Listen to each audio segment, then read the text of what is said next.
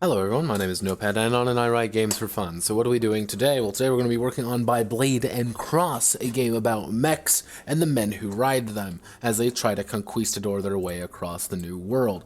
So, minor things have been changed from point A to point B.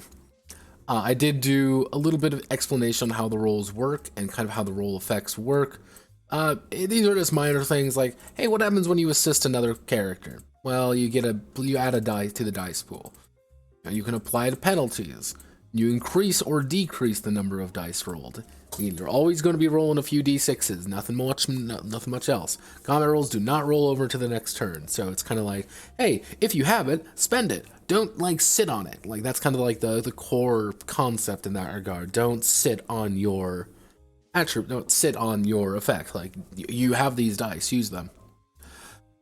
For these, I did a little bit of cleaning up here, and I made an example Captain Tristan Estrada, obviously. Let's see. Still kind of going back and forth on various lore bits. It's mostly just me having to sit down and think about it. We also got this, so Lifeblood and Death. I couldn't really think of anything more for Lifeblood. I really couldn't. It was kind of like, it's there. I know that it's the correct thing to add here. I just don't know what else to add for captains. So that might just be literally just a sit down and think about it kind of thing. So, what do we need to do today? What's the actual like plannerino here, kiddos? Well, what we need to do is we need to do Golem Creation. Most notably, we need to do the initial Golem Creation. This is going to be pretty simple because you're going to have two kinds of parts. You're going to have wood parts and you're going to have stone parts. That's pretty much it. You're not really going to get anything else until you start doing things. But we just need to establish that these are golems, these are how they work, and everything that kind of goes along with that. The second thing we need to do is we're going to have to start the expedition system. My goal for today, my main goal, is to get this done. I kind of want to get like this basic system done. If I'm lucky, I want to get down to here. I'm not feeling too confident getting down to the expedition system proper, simply because that's just a lot of stuff. But first things first, we need to do the Golem Creation. So let's roll. So in Scam, in King Arthur and the Men of Metal. So let's see, basic composition, overall mass, mobility, equipment, can respond to each chassis, has given speeds and size range, how quickly it moves, and the amount of tools at its disposal, and Vanguard, Cavalry, Bastion, Fortress, and Skirmisher chassis. We are going to adopt these pretty standard. These are going to be our basic chassis. However, we're going to kind of shrink them down a little bit more. So let's just get the basics out of the way. Because how these work is, you know, the more size you have, the more stuff you get. However, it's, how do I want to word this?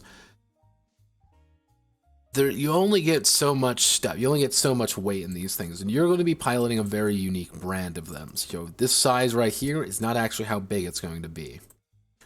So I think we're only going to be using these particular ones. Bastion, Cavalry, and Vanguard with these sizes, with size 2, 3, and 4. Technically, actually, yeah, because it's not going to be 50. It's going to be shrunk down pretty bad, because these are going to be effectively expedition mechs. These are not full-on, like, super big-ass golems. These are designed to be pretty much, you land your fucking boat in a place, you head off, you chop down a shit ton of trees, you put them all together, you make a golem out of it. These things are very light, these things are very simple. These are for an expedition, not really the fortress-sized monsters that they are kind of associated with most of the time. Cavalry could probably get a little bit of an update, like, but I'm keeping with the, I would say, the most basic ones, rather than go extreme in that regard. I should actually open up the Miro, shouldn't I? Yeah, let's open up the Miro. Today has been a very long day, because I had to do a bunch of stuff, and, People really did not like the Necronica video. Fun fact, people did not like that in the slightest. So that was fun dealing with that. So, okay, so... yeah, alright, I know it. So, we're going to go here. I'm a little bit quiet today, apologies. This is just a very quiet kind of thing, because it's just me having to write shit. That's what it really boils down to. So let's do initial Gollum chassis. And design when the expedition lands in the new world. The first priority. TG didn't like the video. Yeah, pretty much. Well, it's not even really TG didn't like the video. The people of the Necronica thread on TG didn't like the video, because the people there are really adamant, like, and I understand the people like with the like Necronica guys. Like, I understand why, like, they would be very vitriolic about it, because I did pretty much pervert the fuck out of the game. Like, I ripped its guts out and tried to understand why it is the way that it is, and I understand why people may be a little bit like, well, you're kind of going against the, you know, the spirit of the game. But it's like, if you have questions of like why I did you delete the video? No, it's just unlisted. If you want a link, just tell me. I'll probably post it again.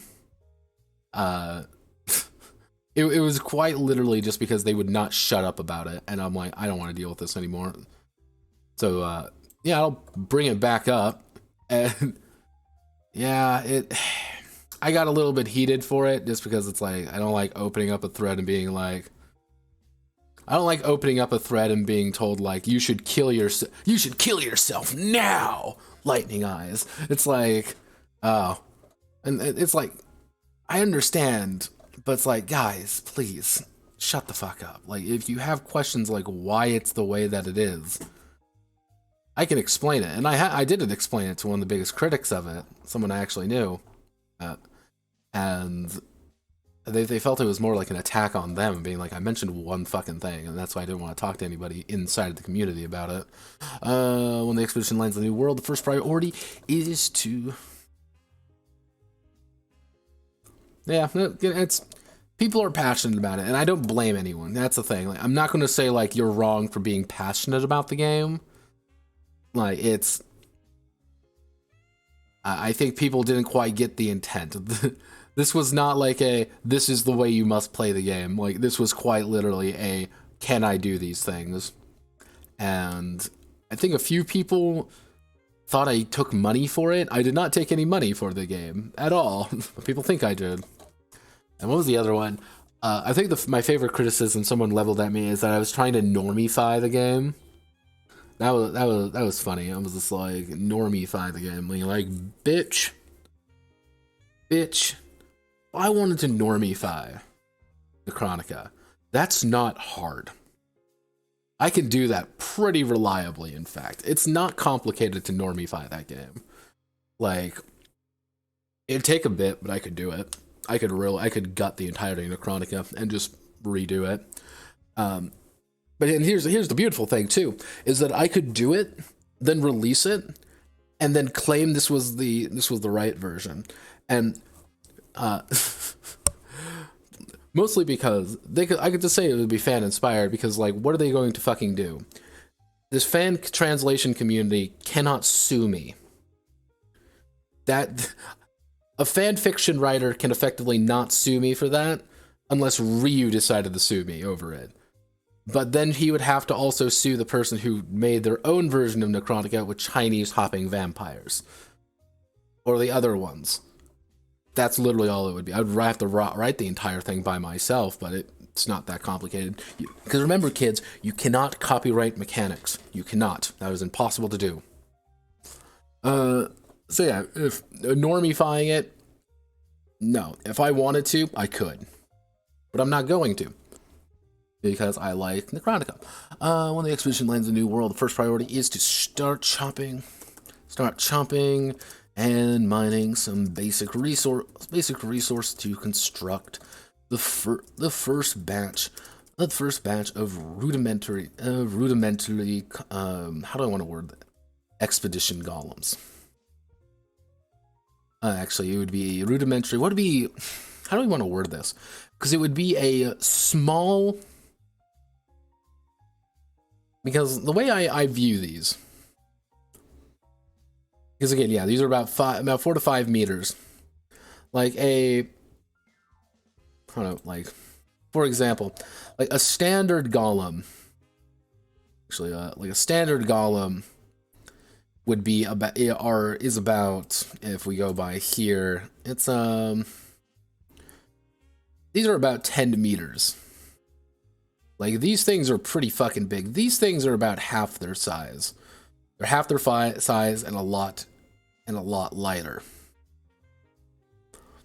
Because these are supposed to, like, these are ancestral things that get, passed down from generation to generation, are heavy fuckers. They ain't going anywhere. You land with these. You don't build them. These ones are kind of like skirmishers almost. Like it would be this impromptu construction of them. So I'm trying to think of like what a good term for that would be. I guess I would have to first batch of rudimentary golems designed for the expedition. From there, a ordained priest.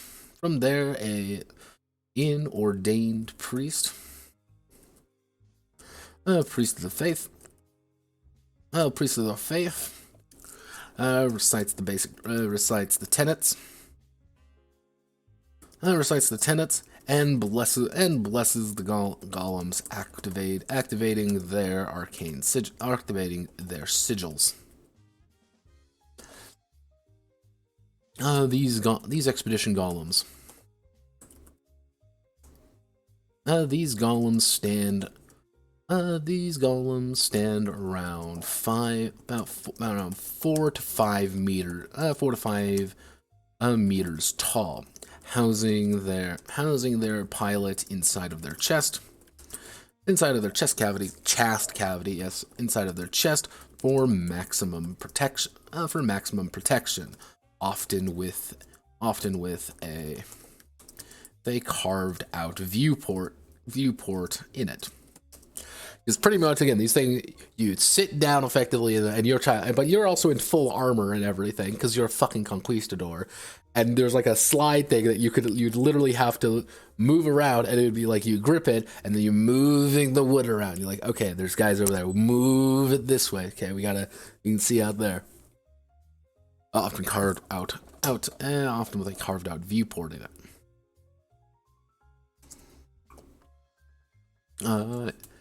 Each of these expedition golems, I need to find a good term for that. Each of these expedition golems can sustain a load. Can sustain a load equal to 25 times size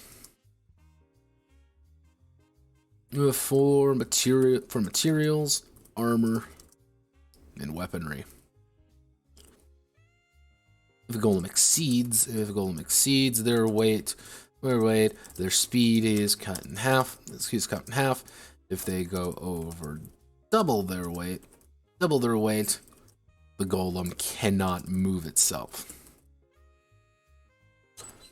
Because mostly I have to actually cut a lot of the material weights down, because these are just smaller. They're just smaller golems. That means they're smaller. There's not as much stuff you really need to balance with. But let's see, cannot move under its own weight.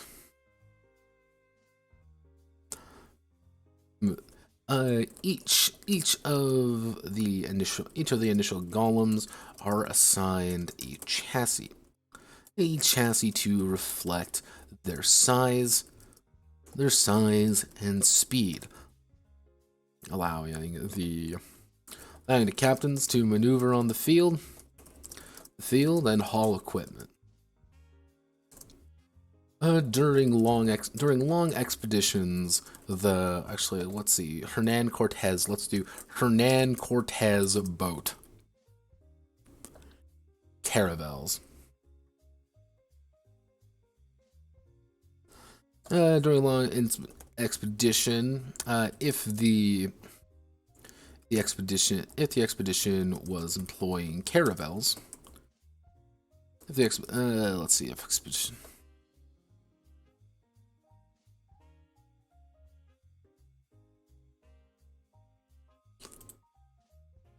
If the expedition employs caravels, often they are converted into initial golems. Actually, no.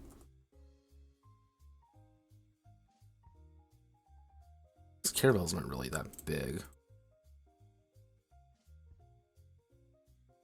Carracks, yeah. See, it's kind of hard to like get a good like idea like how fucking like actually crew. How big were the crew? Carrot crew. So you're looking at about 200. So you're looking at about a decent amount of people. Pretty much how I would view it is, and kind of like what I'm going to have to kind of say for like long expeditions, the idea is you take your boat or you take your ships, and the actual like leader of the expedition, the actual captain, actually it wouldn't be captain, the actual kind of like general conquistador, the guy that your boss would be forming their very own golem from them, which is effectively a command golem. Like, their entire duty is a giant walking ship designed to, you know, be the less be actual fighting force, but just be a mobile task area. This is where like everyone would be, and the camp would naturally kind of spring up around the command post, the command mech. That's how I see it anyway, because I think that sounds cool. And giant walking ships are cool. Like, giant walking ships are pog. That's all I can say about that. They're cool, and you cannot stop me. You cannot convince me otherwise. Use the initial golems assigned to chassis to deflect their size and speed, allowing the captains to maneuver on the field and haul equipment. So we do this, and then we go down to life, blood, and death, and we can actually probably hit that. We do heading 2.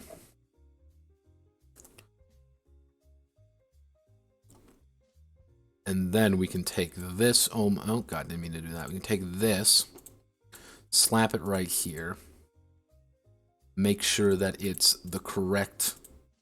So it wouldn't be Nutino, it would be Archivo. Nutinos for another project entirely. We want to do that. Let's make sure is everything correct. 1, 2.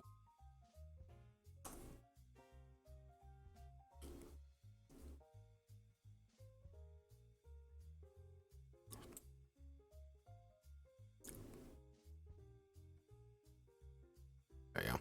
Chassis, Vanguard, Cavalry, Bastion. So we actually want to do this. There we go. Bastions are heavy, Cavalry are pretty fast but very light, and Vanguards are kind of the all-rounder. Like using this, my basic idea is that I have a feeling most people are going to go for Vanguards. And it's going to be like, for example, for a four-man group, you're going to get 2 Vanguards, a Cavalry, and a Bastion. Or you're going to get 2 Cav, 2 Vanguard. I think speed is going to be a lot more. I don't think we're going to get as many Bastions. I think Bastions are going to be kind of the odd duck out in that regard. I think people aren't going to select those as much simply because they go slower, and people don't want to go slow. People don't like that.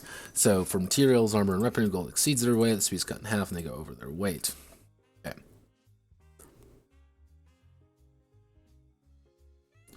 Okay, now we have to do material composition. Luckily, I could almost just do this 1 for 1. We're going to slap an image right there. Instead, we're going to do this, and we're going to do heading 3.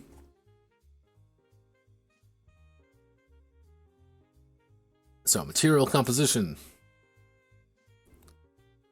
Normal text. Let's see. Materials, how creation of the golem determine how durable and sustain damage without being knocked out of order. Each section of the golem has to be made of certain material, but additional armor plating may be attached to bolster defenses.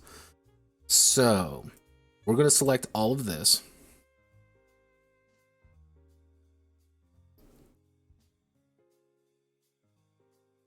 Actually, what we're going to do, we're going to put it all in here first, because what we need to do is we need to select all of this. So we have all the durability, and then we have all the weight. So, but this is going to be our initial ones. So our initial ones, we don't really need to worry about. Actually, what would be?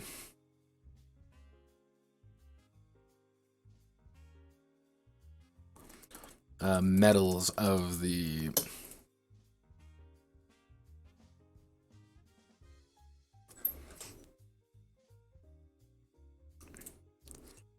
It seems like a stupid question. However, this is actually kind of important in its own way. Like, so 1600s is when cast iron. So cast iron would have been pretty accurate, because this game is assuming like a couple hundred. This is like like slightly post-Roman. This is Arthurian. So this has like a very different connotation than to the metals of today. Because so we have cast steel. So cast iron was in 1700s. 1600s was... So we have cast iron. Cast iron. Actually, it would be... I'm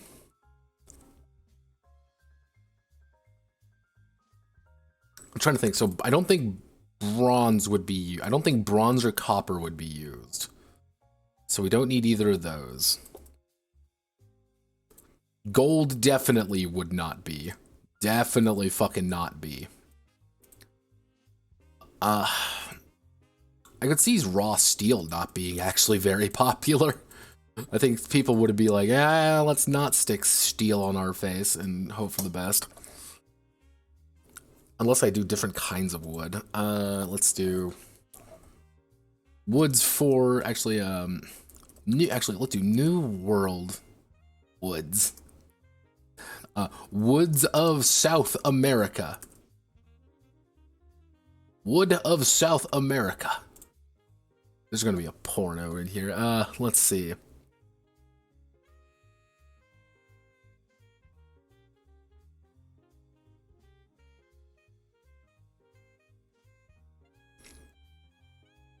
Latin American wood, because we'd have actually European versus South American wood.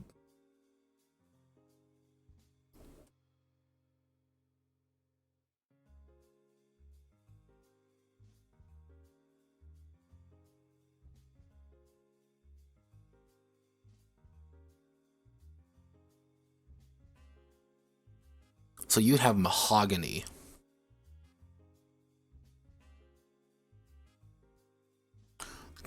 Am I seriously debating on like these bronze for cannons? I guess, because I'm pretty much how I'm thinking about this is what I mean by is like you've landed your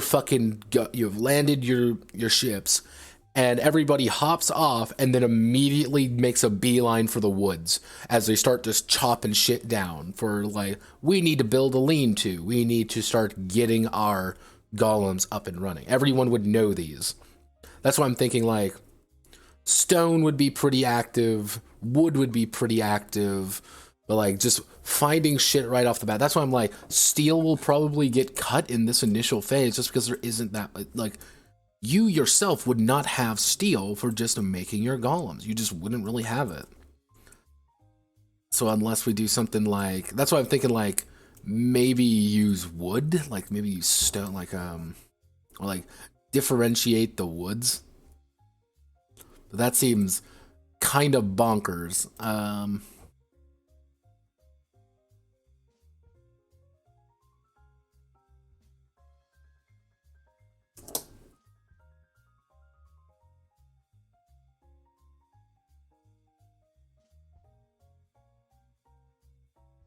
Actually,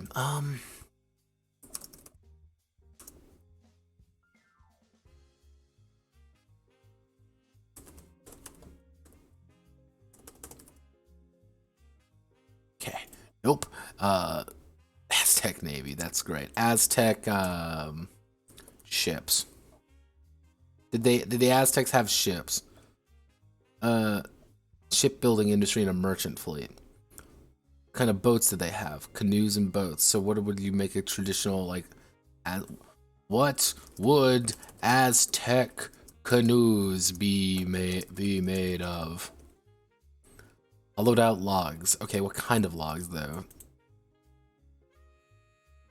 Fuck.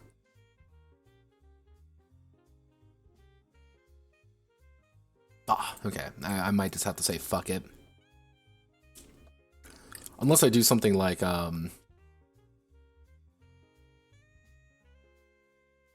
unless we break this in half.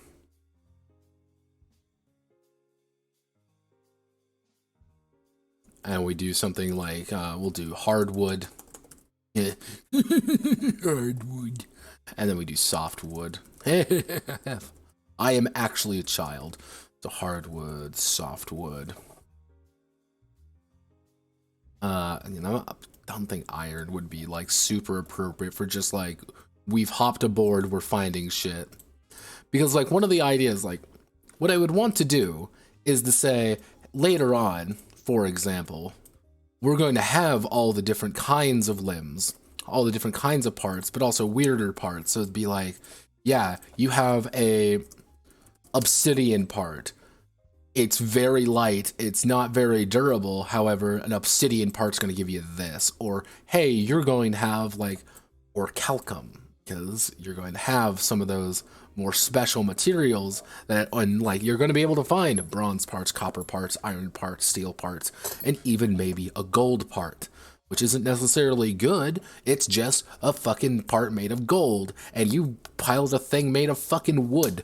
So yeah, I think this should work, but I'm gonna, let's zoom in a little bit. Zoomy. Let's do hardwood. We're gonna bump you up to 30, 50, 40. You're gonna say a 20, 30, but you're gonna be a little bit heavier. You're gonna have 4, 8. We just increase it by 2, so it'd be 4, 8, 6. All right.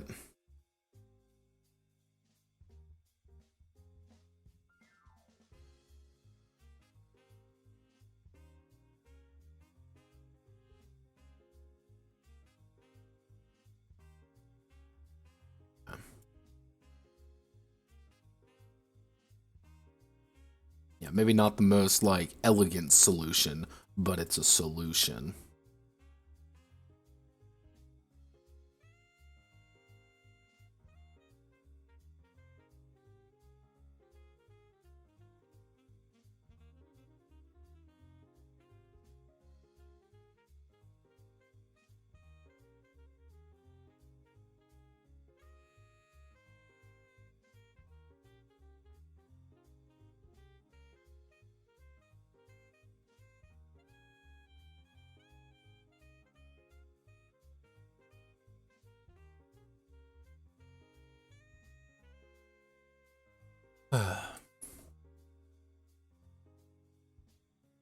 She's currently growing in Mexico City. Like, let's see, Mexico City trees.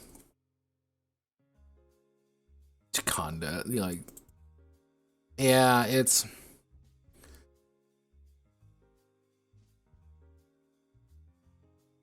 pine and oak. Yeah, I think I'm gonna keep with hardwood, softwood, with the idea being that you kind of have to make that a compromise of weight. And I have a feeling most people are gonna go with Probably a combination of softwood and stone early on. And I'm getting another phone call. What is going on?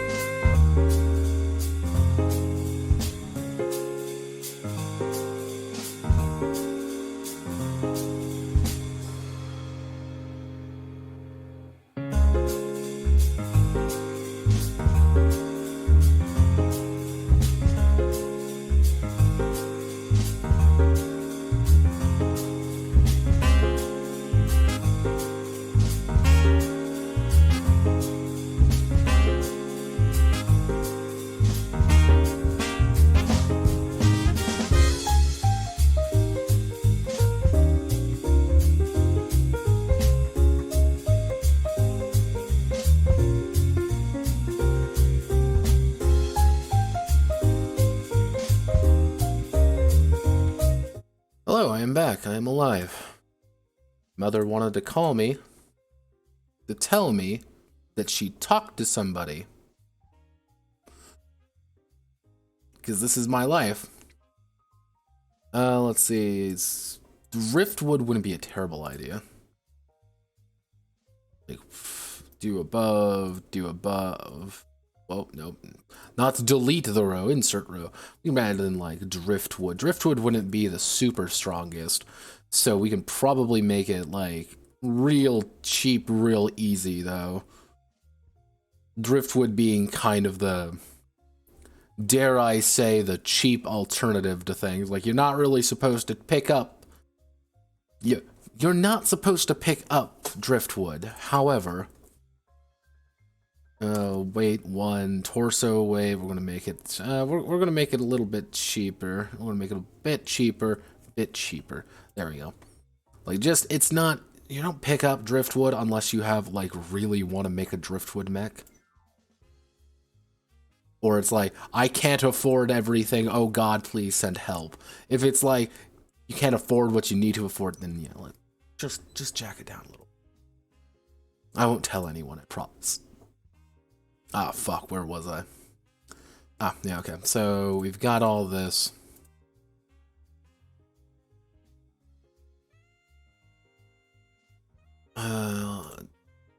What do we do after this? Gollum equipment.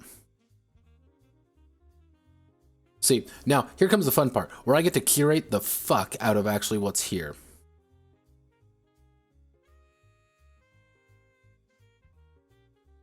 So, let's see.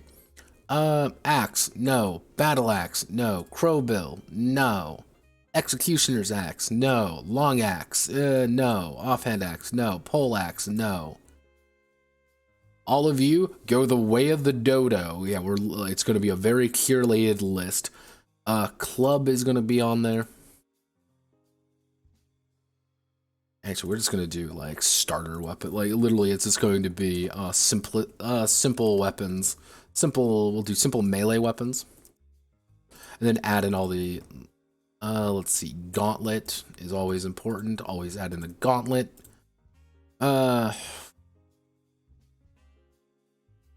We can probably add the mace in, because the mace is useful.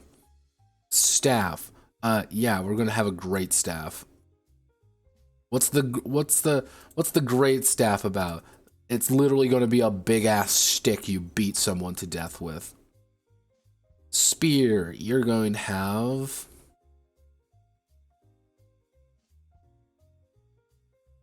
You're gonna have a pike.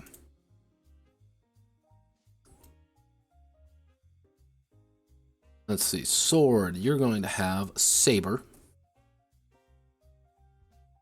I think a saber would be most appropriate, and a basic sword. This is like things you'd actually have aboard the ship. That's one of the big things too. You'd actually have these aboard the ship that you would equip your guys with. But things like, I have a club, cool, you have a club, or like your gauntlet is quite literally like just me punching you. It's not exactly the most complex. Simple ranged weaponry though. This is where things I have to change a little bit. Simple ranged weapons. Let's see.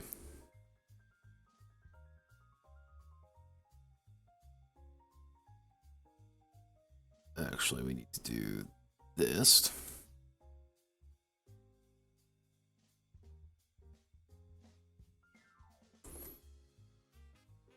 Again, they have landed down. They are ready to go.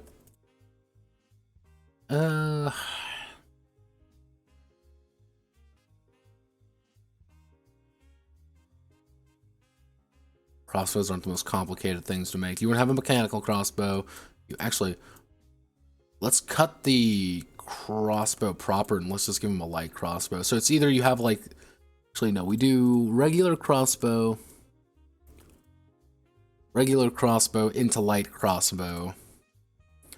We don't really need to worry about any of those.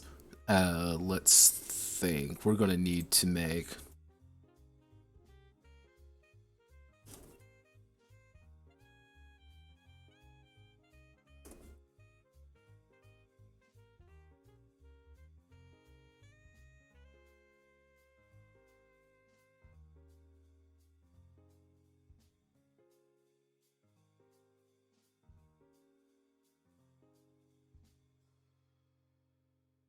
Let's see. From its predecessor, the hand cannon as a matchlock. Its successor, the smoothbore firearm.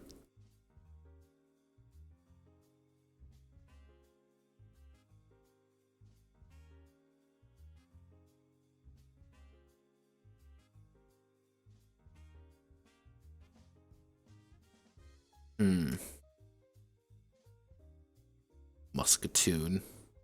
No. Big Harcobus. Big. What's a big? Let's see. Do we have a big?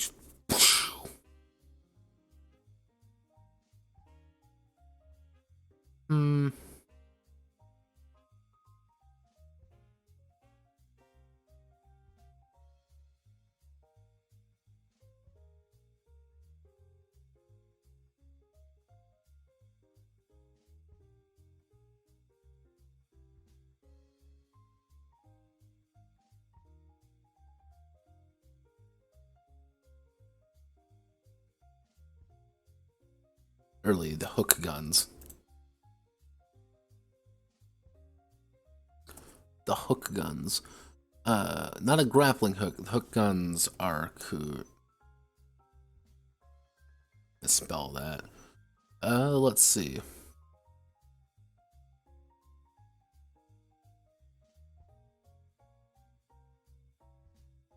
Actually, let's see. Transfer from the hook on the gun was often fired from support. So, okay, so we're gonna make our first.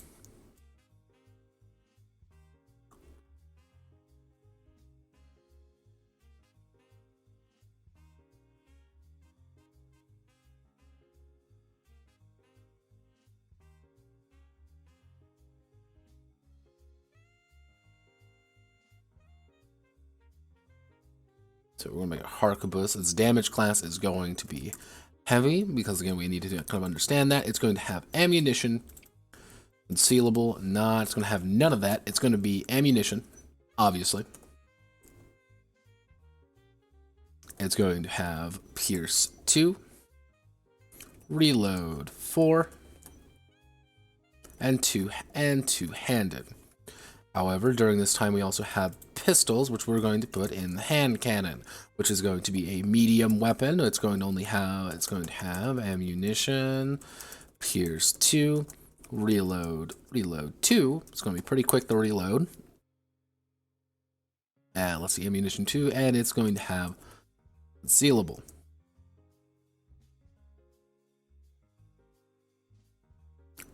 Actually, why do I even have concealable? These things are giant fucking cannons. And reload 2. So, let me just...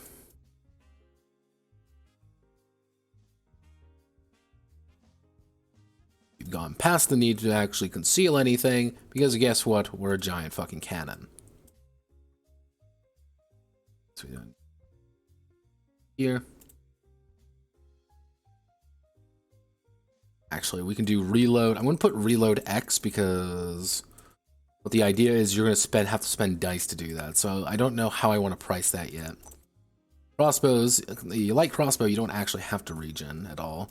So weight-wise, we're going to increase the weight up a little bit. We're going to increase the weight by, let's say 2, let's say 3 across the board. So it's going to be 10, 8, 8, 8. Actually, you're gonna be 13. These things are fucking heavy. They're heavy, loud, and they're gonna probably burn your fucking eardrums out. You, on the other hand, you're also going to get a slight increase. An axe is going to get a little bit of an increase. Clubs are... Actually, we're going to do a little bit of an increase here. Clubs, the gauntlet's going to get a little bit more. You're going to get a little bit more. Great staff going to get a little bit more. Pike is going to get just a smidge more. Saber is going to not be that. I mean, I want to pipe in a 4 there, and sword is going to be a 7. Okay.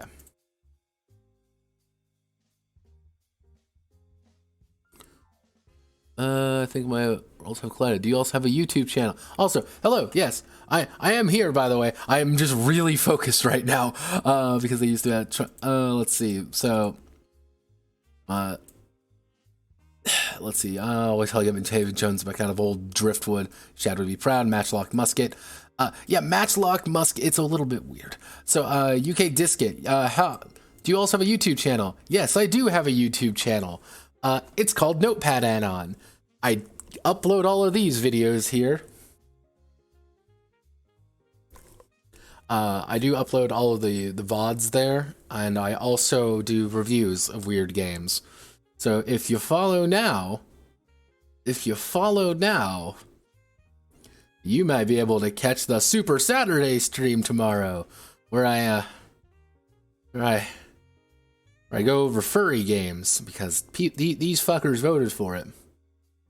This would break the ranks of the natives. Yeah, I think, like, because here's the big thing. Like, this is one big thing about this game that I want to kind of get across, is that combat is not the, is not the solution.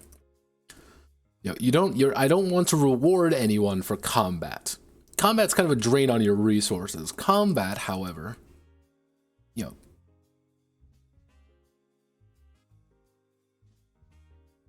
yep, I'm here. Like, ta-da.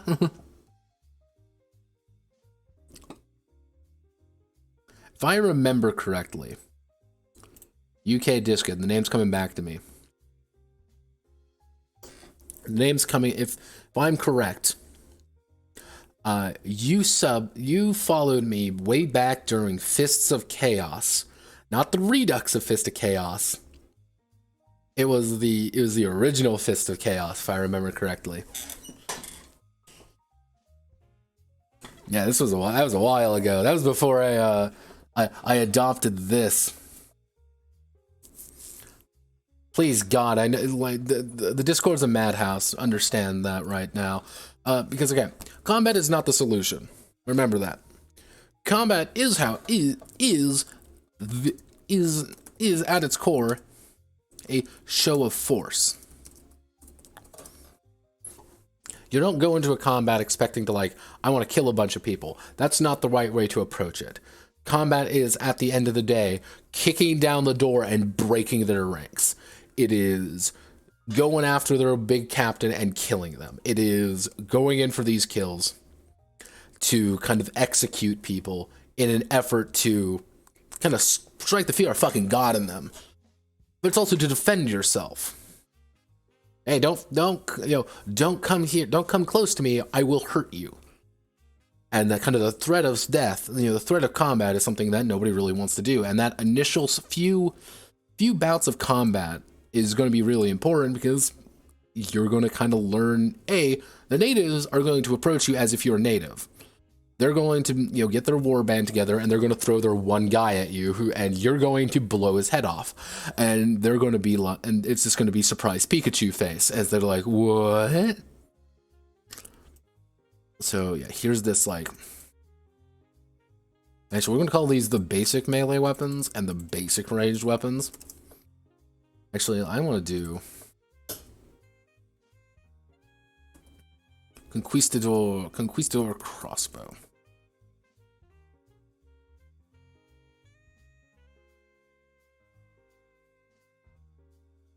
Yeah, I think the crossbows were used, but they were kind of more of a mixed.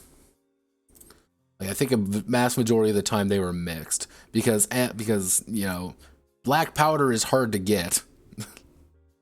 So rather than being like strictly all guns or strictly all crossbows, it was like a mix of them. Like, someone might have a crossbow and an Harcobus and a boom thing we know, like let me see, let me do this correctly. So let's do basic. So we want to do basic. We want to do basic golem equipment. Actually, we'll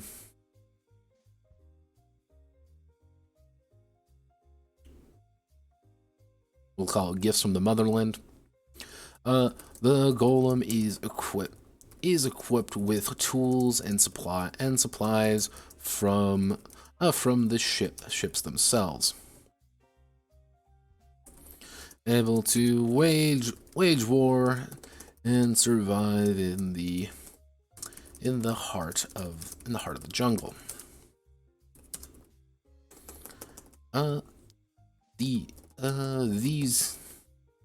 These are finely made. These are finely made equipment of Barcengozan Creation. More weapons of war can be found among the natives, as well as requested from the island magistrate, from the, how do I want to word that?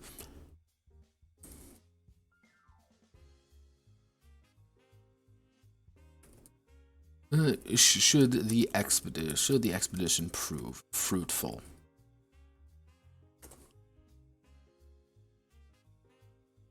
Yeah. Because we need to establish right away that we need to, like, these aren't all the equipment. This is kind of the, like, just the basic stuff that you're expected to have. See, crossbows are scary. If you really, like, think about what a crossbow does, it fires a high impact bolt right to your fucking face, and it pierces armor, which was like kind of a big deal if you think about it. Because it pierces armor, traditional ways of approaching things kind of change. And it's like you can't just willy-nilly charge into the heart of the enemy anymore. That will get you killed. Actually, we'll do this. Let's move you up.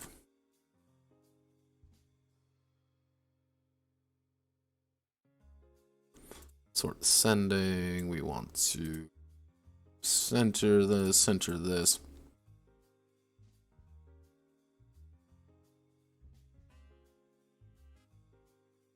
Basic ranged weapon. Ooh.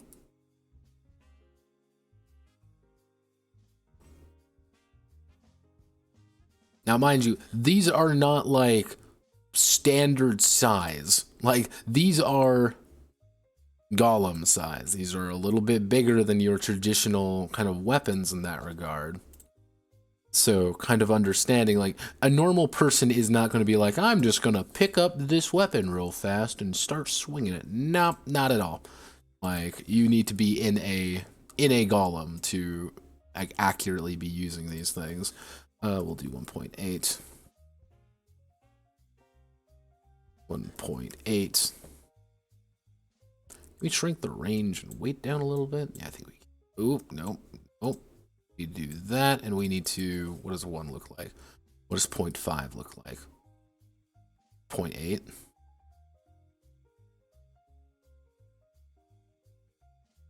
We do that. We do that. We move you up and double check this.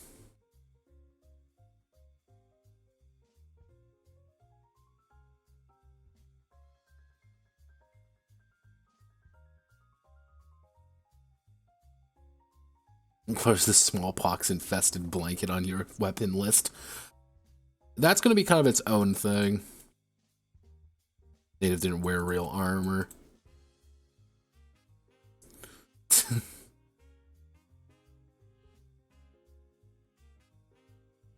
So let's see. Actually, can we just put this all on one page? We can fit this all on one page, and we never have to worry about things ever again. Let's center this, middle this. Looks slightly off kilter, but I think it's just because how tables will continue to be the bane of my goddamn existence. I will be dead by the time, you know, Google does tables relatively right. I will be a dead man. You know, Mark Zuckerberg would have taken over my life. I will be digitally uploaded to the metaverse before a decent. Let's see. Actually,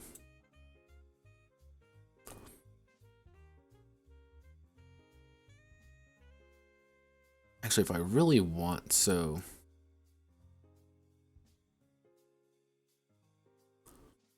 actually, if we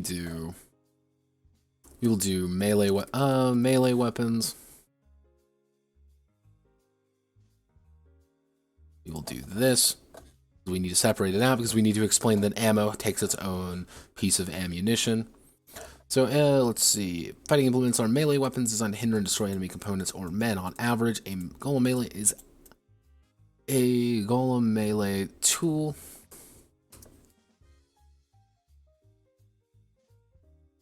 Half or greater the size of the Golem. Golem almost always. On average, Golem melee tool is often half or greater size of the Golem.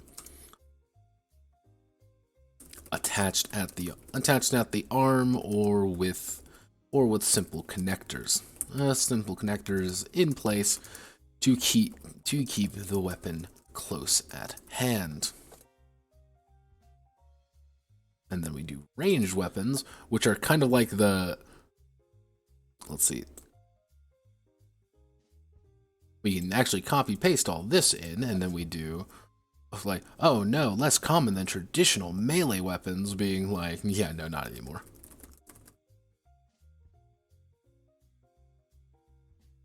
Let's see. Actually, oh, that doesn't quite work the way I want to word it.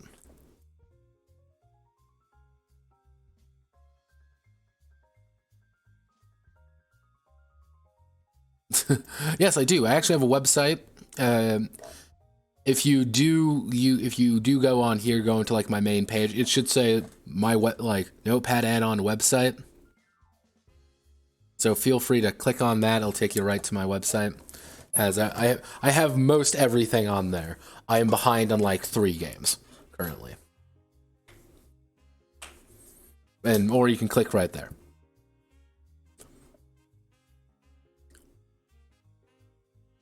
YouTube, I just post all the reviews, and people get gradually more angry. It's great. I love it. So, over the past 2 centuries, ranged equipment on golems has slowly become the norm. With Ottoman. Actually, it wouldn't be Ottoman. It would be how do we want to word what would they be? I can't remember what I ended up calling the let me see, project, nah, I need to go here. What did I end up calling them? Because Barcengozan is actually a place, and I just need a name. That was actually from Eagles and Rifles. This next one is, where is it? P.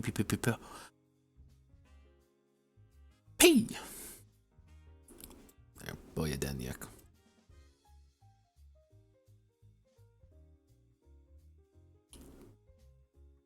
Ethnic ties, there we go. Things didn't go as planned, attributes, esoteric styles, ethnic ties. Strazen, Saxor, that's the Germans, Karlandas.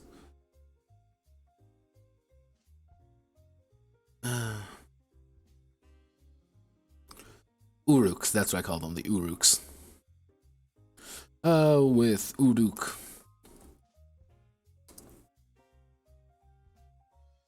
That's what they're literally going to be called. They're just going to be called Uruks.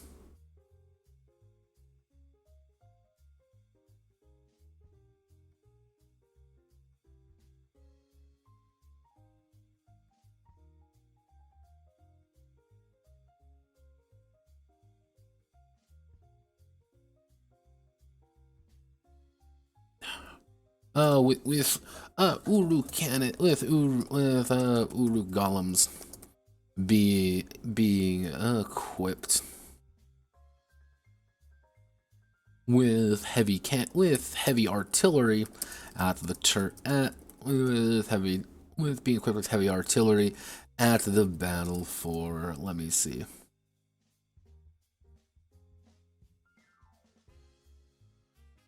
No, let's see. Unfortunately, what I would want to do is I would want to call it Constantine, because Constantine was the coolest Byzantine emperor because he died with his troops at the fall of Byzantium. That would be an appropriate thing. I would be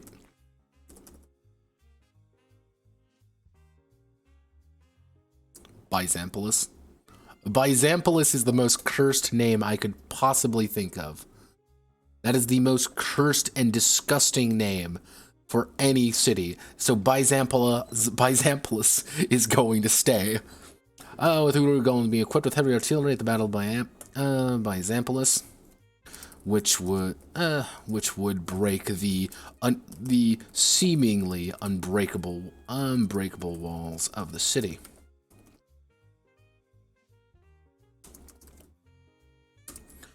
Over time, even most European Golem forces. Golem forces are a mixture of ranged and melee Golem forces are a mixture of ranged and melee, often mixing the two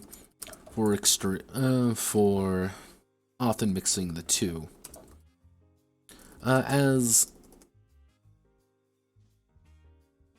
ranged weapons are dangerous but difficult to transport. Let's see, dangerous but difficult to transport, or without supply lines.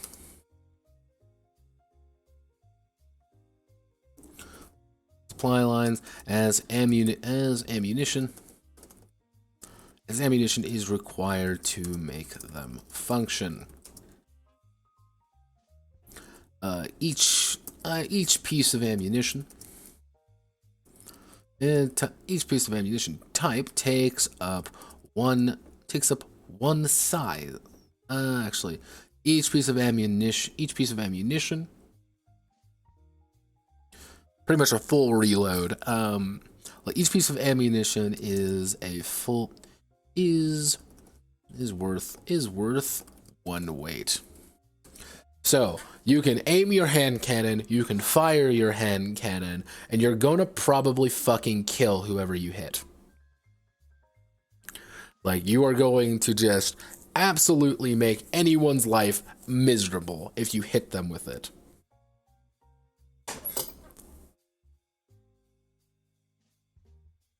The problem is, you're gonna get that ammunition, because you're gonna need to put the powder in again, then you're gonna need to put the ball in, then you're gonna do it, and then you're gonna go there, you're gonna hit the match, and then you're gonna fire it again.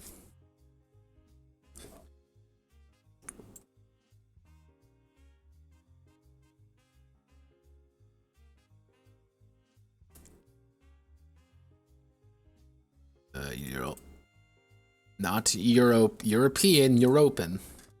Because I am creatively bankrupt. Remember that, kids. So, we're gonna design Tristan Estrada's. Yeah, we're going to, let's do an example. Captain Tristan Estrada.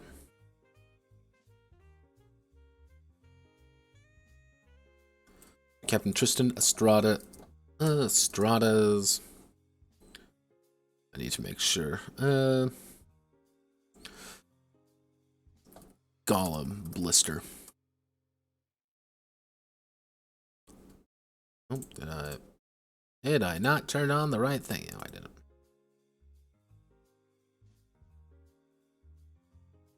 So what is Blister going to be? Blister is going to be a cavalry mech, most likely. So it's going to be a cavalry golem. And because it's size 2, he has 50 size, pretty much he has 50 weight to distribute among his golem. However, he has we'll do dash speed of 5. So we have to do his head. How do we want to, what do we want to make his head? Well, his head's going to be fairly important. It's going to be hardwood. It's going to be hardwood. It's going to be 30 out of 30.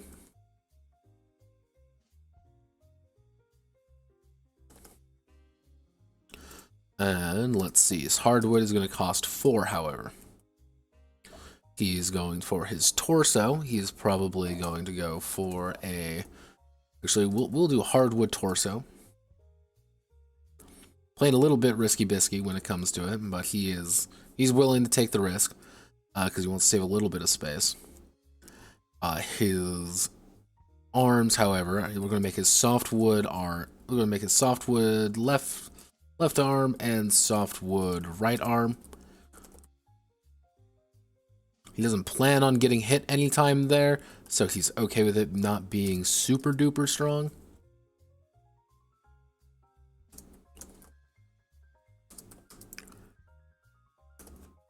At his legs, he's going to do stone leg. He's going to do a stone left leg and a stone right leg. See, he wants to keep mobile as much as physically possible. He does not.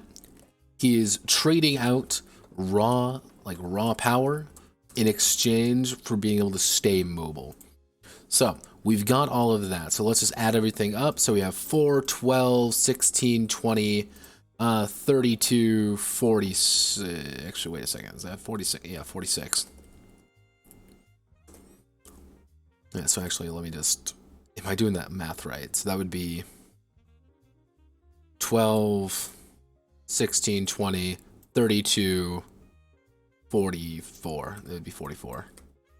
Yeah. Okay, so I have 6 left. So let's see what I can afford. I can afford a saber. And that's what he's going to do. He's going to afford a saber, because he wants to close the distance, and he wants to stab you to death.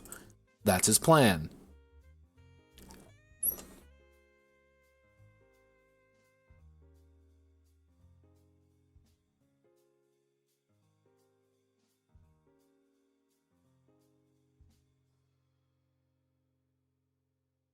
Oh, Jesus, calm down, calm down.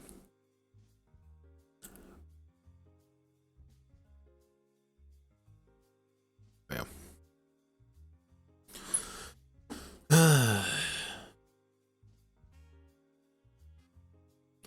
And let's see, the saber is worth 4, so he's currently at 48. So he's at 48 out of 50. Which is about the way I'm looking at it. About where I would want it to be. Golem Blister. Tristan Estrada. Tristan.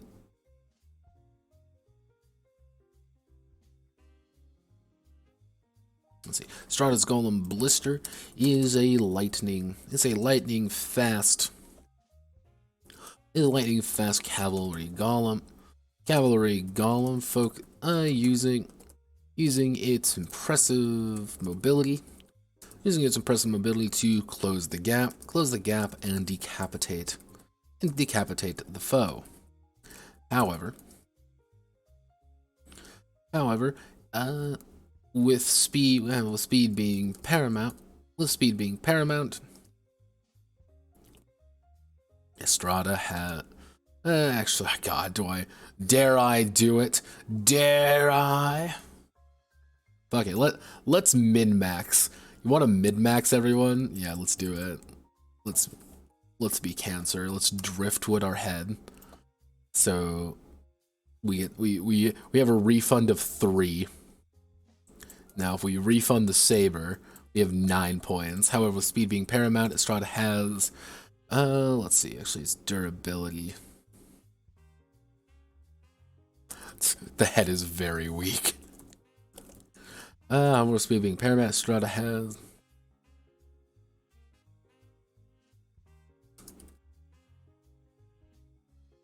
aggressive fragile top design with powerful legs. There we go. And then we have 9 points to spend instead. We're going to invest in a sword. Damn straight we're going to invest in a sword. We want to decapitate the enemy. That is the game plan. There we go.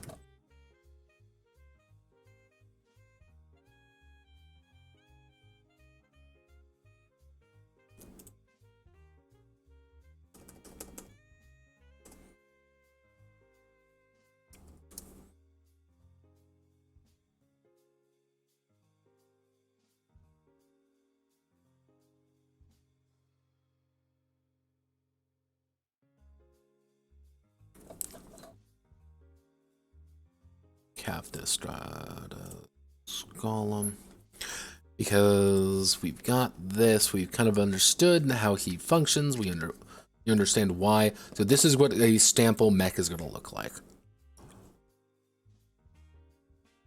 Obviously, if you're a heavier one, if you choose to be a Bastion or you choose to be a Vanguard, you're going to get a lot more points. And I'm assuming anyway that Bastions are going to have heavy armor. They're going to be the ones who want invest pretty heavy into stone. Or they're going to pick up a lot of weapons, because you can technically have as many weapons as you can carry. Use them all, obviously, but you can have as many as you wish. So, I think that kind of summarizes the basics of Gollum Creation. So, give from Motherland, you need to be heading 3. Congratulations from being upgraded to being a side note. So, we need to now do the expedition on the road to El Dorado. So, the expedition. This expedition. The crowns of Barcengozan. The Barcengozan. The crown of Barcengozan has decreed the new world The new world must be tamed under their banner, whether it wants to or not. As an expedition of the Barcengozan Crown, Barcengozan, as an expedition of the Barcengozan Crown, the captains are drawn to the new world for personal glory, plunder, and spreading the word of the White God. Actually, maybe not that. Spreading the word of God. However, this world is uncharted. It is uncharted, dangerous, and filled with those who claim who are native in a way. Who are native. These natives worship foreign gods and practice pagan rituals. At first there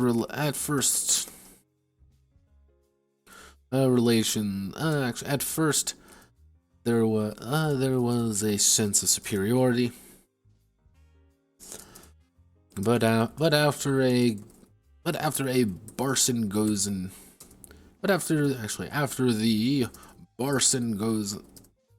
actually, what would be a good name for Portugal? After the Lisboni explorer, we'll do a Portuguese name.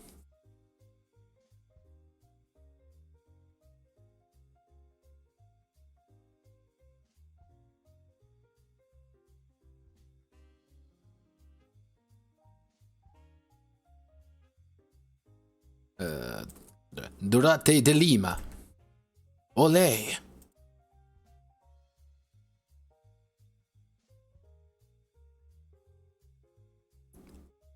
So after Lisboni explorer, Durante de Lima.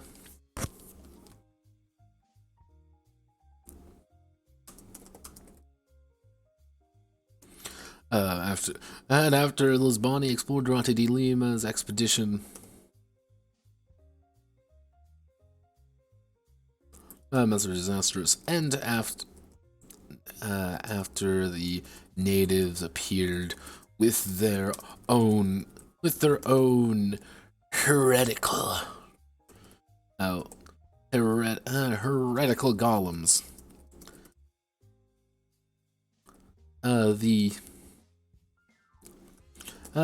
Each expedition became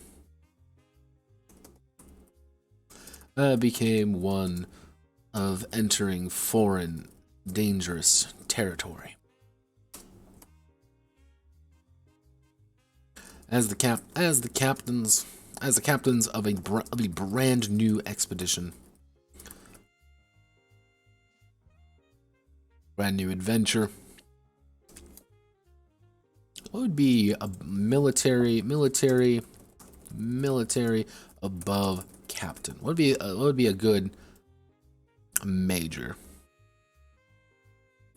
Spanish military rank 16th century. Yeah, gamers. Military ranks of Spain.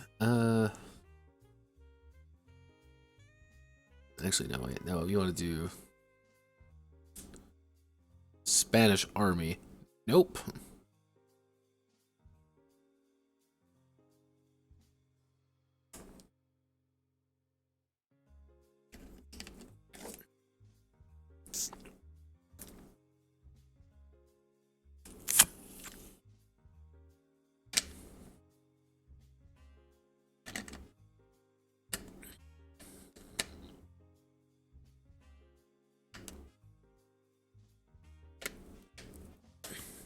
It's actually interesting. The commander of chief is technically the king of Spain.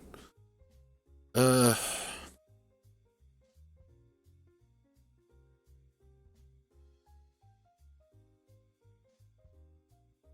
Hmm.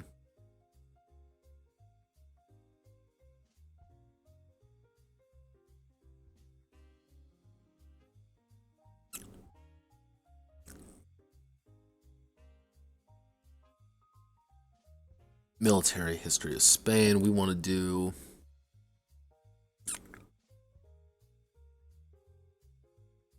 Habsburg, Spain. Habsburg, Spain.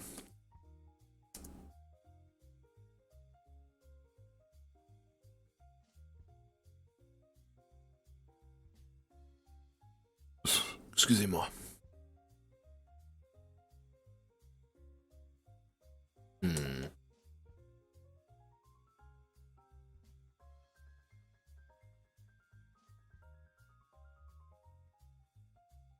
Because the Tercio, these were the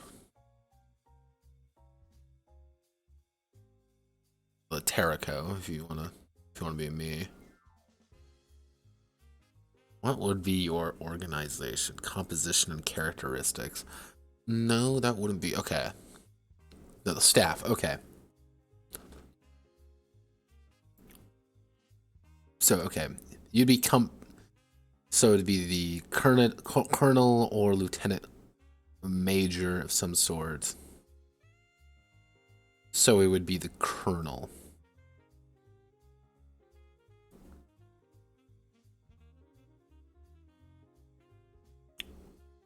So let's see, Captain.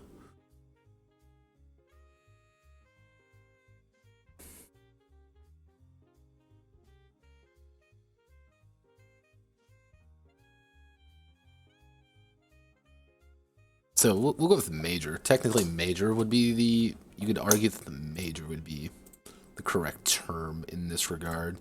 Let's see. As captains of a brand new adventure, they are given their rank and power by the major. The major, or would be Spanish word, Spanish to Ingles. Habla españoles. We want to do.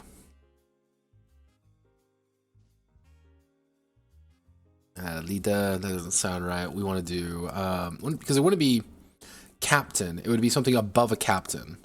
Because you're the leader of a fleet. Actually,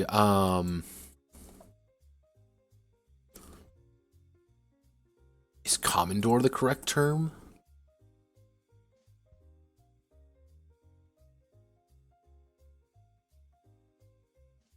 Yeah.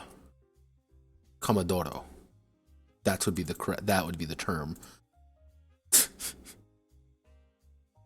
Spanish. Have no fear. Let's learn Spanish together. Given the rank and power by the Commodoro. A powerful man in the expedition. Powerful man in the expedition, powerful man in the expedition. However, the Commodoro may not be present. Instead being a patron, or a passive member of the expedition. Pretty much the idea is you may not have a Commodoro with you. You may be, you're contracted by this. He organizes everything. He's financing everything. And he's the guy on the islands. He's the guy kind of on the coast, making sure everything goes well behind the scenes while you're the cool guys up front leading everybody.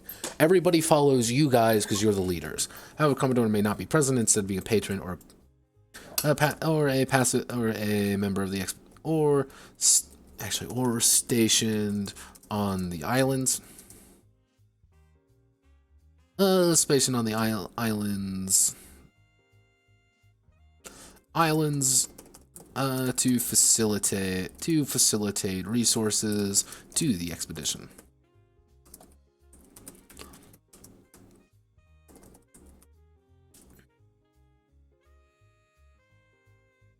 Once the expedition sets down,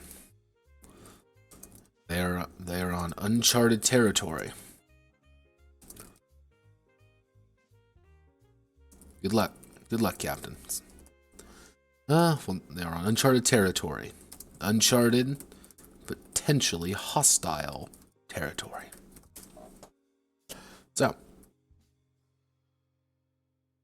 to go down here. We want to, we establish the fact of what the expedition is, how it works, and kind of giving the idea of like, you are setting down. You really don't know what's in front of you. You have sat down. However, what we're going to do is we're going to do what we like to call a gamer move. And oh yeah, I should add the weapon tags here. No, I'm not going to add the weapon tags here. I have to add the weapons tag later. Ooh, I forgot armor. I will not actually, I'm not going to add armor. I don't think that's appropriate for this one. What we're going to do is, I completely lost my train of fucking thought. What was I going to do? Yeah, okay. Fear and Hunger Forgotten Chronicles. Make sure I am on the right one, not the one that I tried to translate into Finnish. Hello, Charismatic Canine. How do you do? Welcome aboard. If you have any questions, feel free to ask. I'm always happy to see brand new people. If something doesn't quite make sense, ask. Like, it's kind of doing a weird thing right now, so it's kind of like me looking at this. How am I? I'm doing okay. Gotta put a down payment on a new apartment. Got some things sorted out. It's been a day. It's been a pretty decent day. And the closer I get done to working on this, the better I will feel about myself. So I am currently drinking Coke Zero. I didn't realize this. The new Coca-Cola Starlight is technically Coca-Cola Zero. I'm not a fan of Zero, so I've been sipping on that.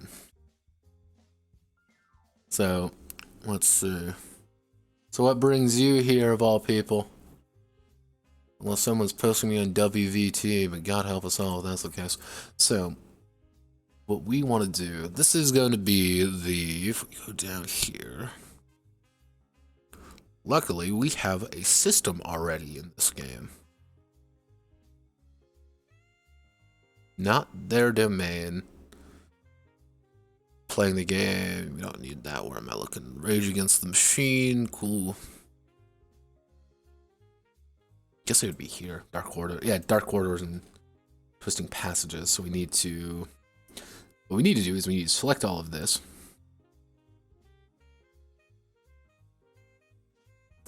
And now what we get to do is we get to go here. Actually, we get to go to By Blade and Cross. I have a brand new Google Doc open because we're going to be rewriting everything. Looking for other indie RPG designers. You write games? My goodness. That's what I like to hear. So I'm always a fan anytime I get to meet actual other indie devs. I find them fascinating because I like to pick people's brains. I like to see what other people are doing because I think our little industry here has a bad time of being a little bit scared. I think people get a little bit caught up in their own little worlds that it's hard to differentiate things. God, there's so much. Why did I write all this stuff? Notepad, why are you the way that you are? So, again.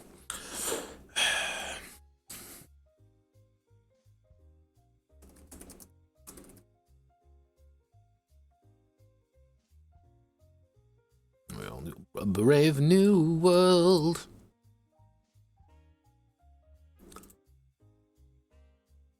Yeah, this one's actually, I just recently started on this particular project. I'm working on this one not terribly long. Like, luckily, this is a build off of another project, so it's kind of, I'm allowed to use other things, kind of build everything together. But it's been going. I haven't hit the fun part yet, otherwise known as doing combat. So, a brave new world. So, we need to do is the new world is a diverse and green place. It's humid, it's wet, and it's filled with strange and unholy animals that make chittering noises in the night. It is, however, a relatively serene place. with only the infrequent animal cries in the distance to prove the expedition.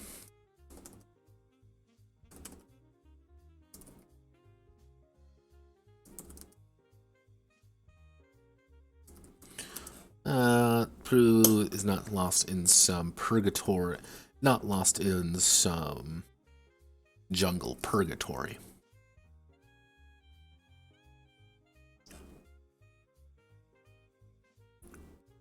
So there's two options what we can do with this. Well, this particular game, one we're working on right now, is called By Blade and Cross. It is a Conquisto mecha game about civilization. Generally speaking, the core idea is that you are from fantasy. It is fantasy Spain colonizing the Americas with mechs. That's literally it. Not exactly like the most like, wow, I've never seen this one before, but I kind of wanted to do this. This was built off another game called The Saga of King Arthur and the Men of Metal, which was a fantasy mech game, had its own issues and own kind of little world with it. It's going to be a D6 system with kind of somewhat, it's kind of like a D6 success-based system. 5 to 6, 2 successes, 3 to 4, 1 success, 1 to 2, bad. Everyone laughs at you. The gimmick being that during combat, you keep all of your dice you roll, and you have to assign the various dice to various actions you're going to be performing, just to make sure that you understand. And it's kind of about the setting, it's about learning, and it's about generally interacting with the population and not really trying to get into fights. Because remember, kids, fighting doesn't benefit anybody. Fighting is scary, and people die when that happens, and nobody wants to die.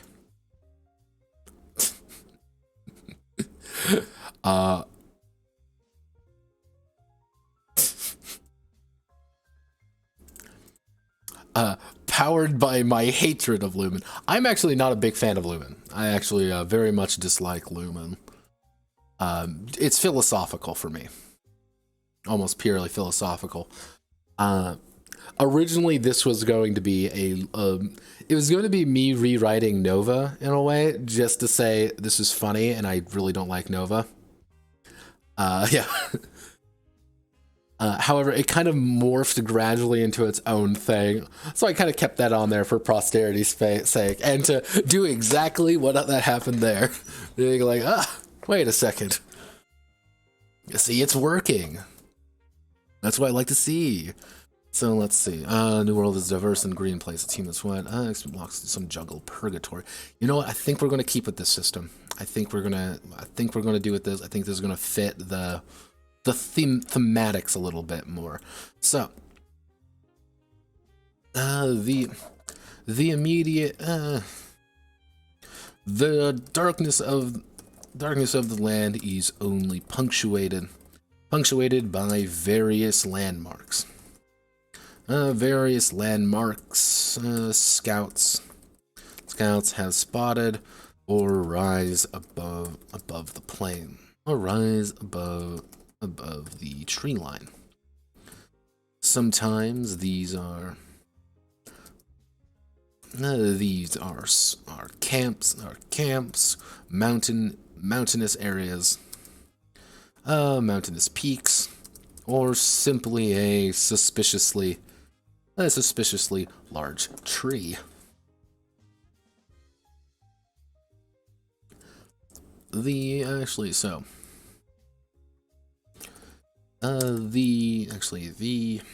jungle is a twisting path.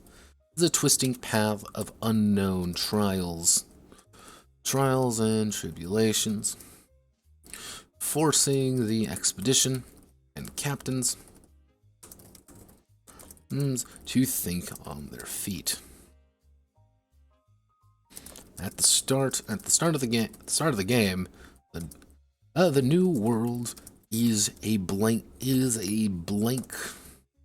is Terra Incognita. That's Terra Incognita. Just waiting to be filled with exciting adventures. Exciting adventures, allies to be made. Worse. It is by itself a character. Changing, morphing, and building themes as they travel deeper. To create a swath of land. Create a swath of land in the new world. Swath in the new world. Land in the new world. Now being referred to, actually we'll see it. Being referred to as a, do I want to call it a district or a, okay. To create a swath of land in the new world being referred to as a district.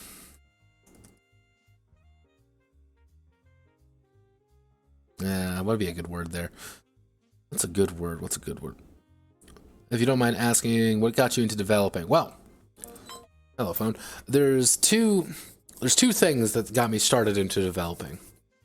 One, I was from the I'm from the Midwest USA, and we were dumbasses and we didn't have access to any books. So I pretty much got everything online. And there came a point when you're trying to pitch things like Warhammer Fantasy Roleplay to your friends, and their dad overhears, and all those Satan games, and his beautiful son cannot play any. However, good Christian boy Notepad can definitely write one, and it's fine then. They aren't Satan games because they knew me. So that was kind of like the first step.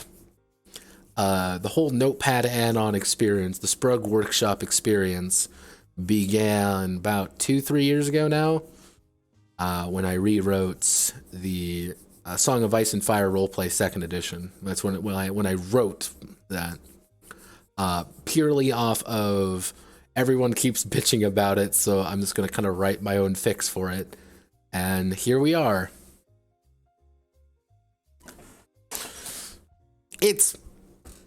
People think the Satanic Panic ended. And it did, don't get me wrong, it did. But there are still people who kind of fall into it and maybe don't think about it all that much. But it's the same kind of people who are like, video games cause violence. And it's like, no, there's some deeper things behind it. And it's not all that way. However, people tend to get stuck in their ways and think about it. It's welcome to human beings. That's always been my philosophy. But I was actually pretty lucky early on. I got to play a lot of games. And I played really cool games. And that's why I kind of have my, I have a secondary series outside of this. Well, I have two technically series. I call them Curious Cases. Where I literally look at games. I go into them, I kind of pick them apart, and it says, look at this, don't look at this. And on my YouTube channel, I have little opinions, which are like little just rapid fire reviews of those kind of games. And I do get joy out of this. I do love this entire thing. As you can see, all of these are games I've written in one way or another. There's a few of them. I got a few games under my belt. Yeah. It's a hobby, maybe an obsession at this point. To create a swath of land in the new world being referred to as I guess I'll call it a district. Actually, no. What would be a patch of, it would be a Spanish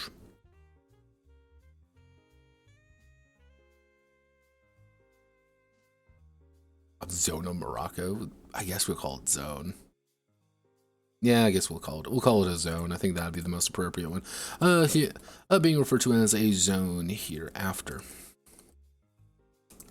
Great swath of land. The Let's see. The Game Master, which needs a new name, but I can't think of one. The Game Master will roll a set of dice. So roll a set of dice on a flat surface, recording where they fall, as well as their value.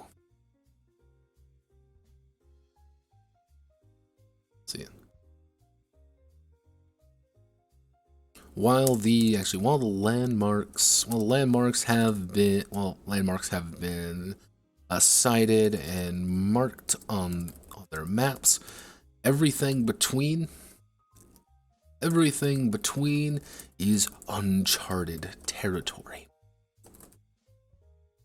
Actually, everything in between is rich with danger and wealth.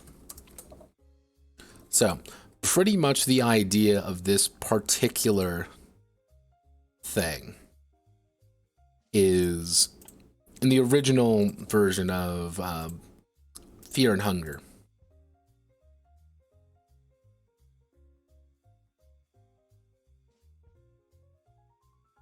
How long have I been doing it? It'd be about 2 years now. 2, 3. I think 3 would be like, I'd say 2.5, I think would be the more accurate term.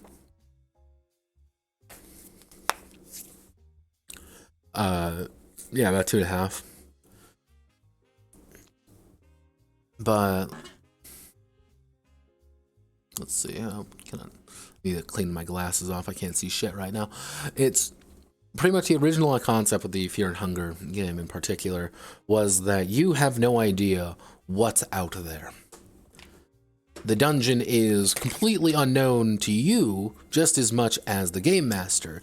That means you don't know what's going on there.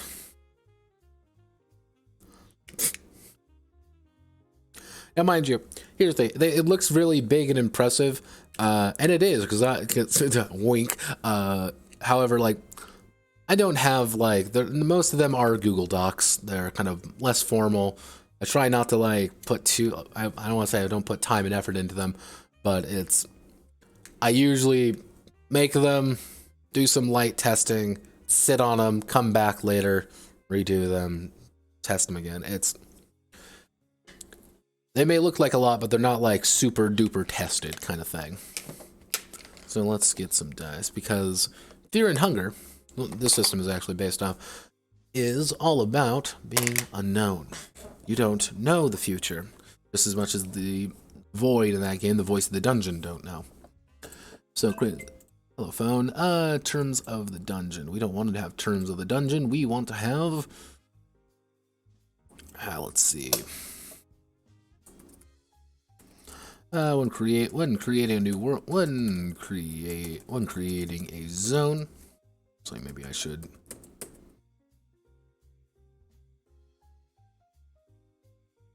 To remove various terms, help clarify, keep things in order when necessary. That the game master has in store for the players. These anchors serve as important sections for the players to visit or have them explore. Anchors can either be placed or randomized depending on the preferences of the game master. An area may be completely composed of anchor if the void wishes for a more concrete experience. Anchor passage. So do that.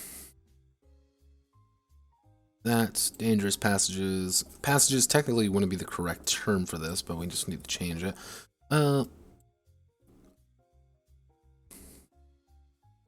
Routes are. If I can spell. Routes are links to different landmarks, each one with various positives and negatives depending on the situation. So we want to call this routes. Basic route. Okay, road, path, or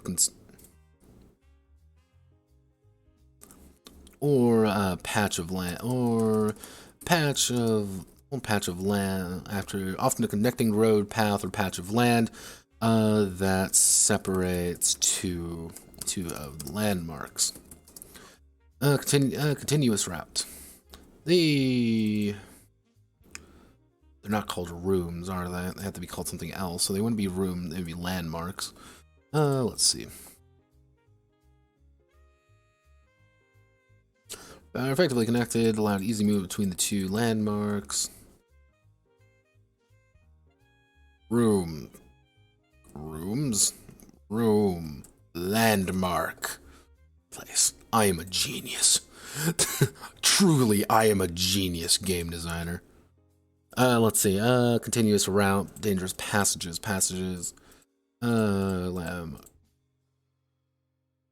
Dangerous route. We need to... that. The route separating the two landmarks is rife with danger. Either by treacherous paths, walkways with awkward terrain, or worse, simply filled with murderous animals.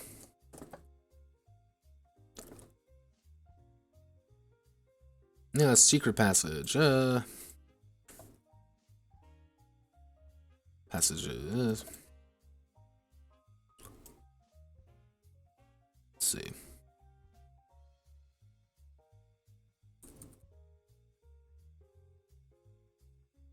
Requiring assistance, tools, time, or permission to cross through. I think an accurate way to kind of get like an idea behind a secret route would be something akin to, there is a mountain pass, however the mountain pass is guarded. You can't cross that path at all. You can't cross that route. They're kind of restricted you can't do it. However, if you fight your way through, then you can cross it. It's a secret route. You'll be able to cross it. However, if you get a deal with somebody, they're going to let you cross. So it's kind of that idea, like, it's not really a secret route, but you also may have a secret route. Well, if we follow this tunnel here, if we go through this tunnel, it's going to take us underneath everything, and it's going to pop us out somewhere completely different. It's like, oh, cool, all right. All right, randomized placed. How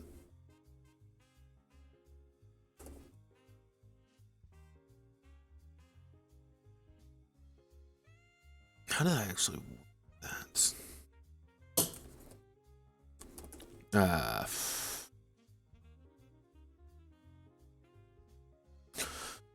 See, I actually need to update Fear and Hunger one of these days. I've been meaning to. It's on my list, which I actually need to formalize more by this weekend. Oh god, no. Yeah. I am correct. We need to do... oh, nope. Landmarks.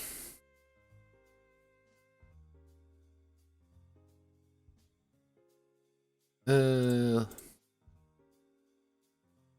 easily be a block or as much as a literal landmark. A landmark can be just as easy. Actually, a landmark can easily be a village as much as a literal landmark. It's just a clear name for this curious. Okay. Landmark is a section of the zone itself. Often an area that can be actually...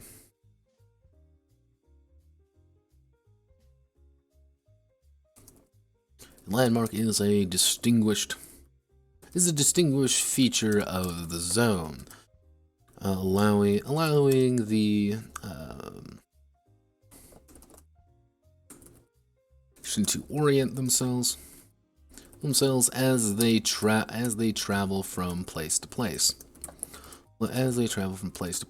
Making each landmark may possess nothing nothing, or have incredibly, or have important, symbolism, not symbolism. Each landmark may possess nothing, or have an important connotate, or have an important meaning to them. So an idea of a landmark would be, hey, there's a mountain over there. We can visit the mountain. Or hey, there is fire on the horizon over there. Oh, so thank you for following, by the way.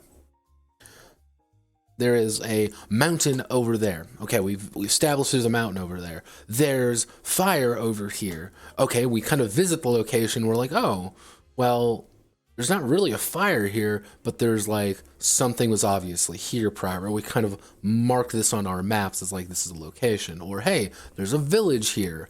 Or hey, there's a thing here. There is a thing that allows us to do stuff. That's all it is. Let's see. Terms of search becomes available. How well an area will become available on the map. So randomized location rolled on top of the map to determine where they are. While placed locations are placed by either the captains or the game master in a fixed spot. Safe havens allow the expedition to rest and recuperate. Each safe haven is unique on the resources to keep it up and running. They're not permanent, just as the captain.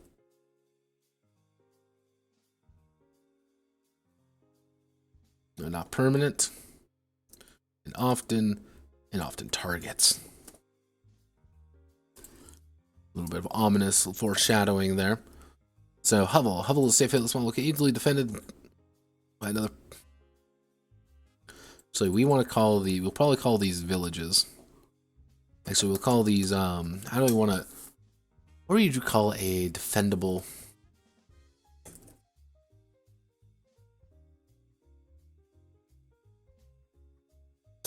Actually,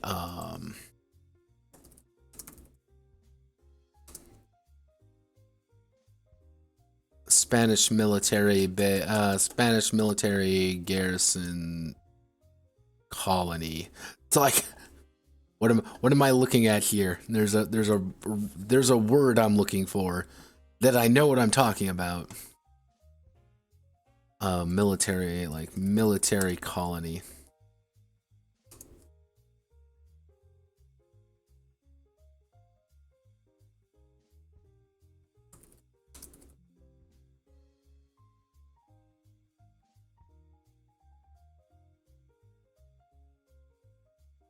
Actually, garrison.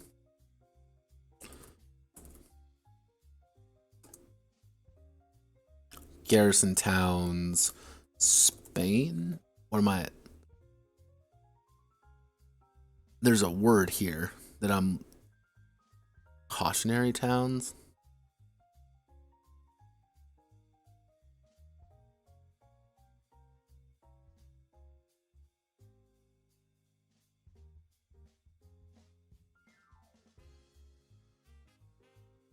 What am I looking for? What am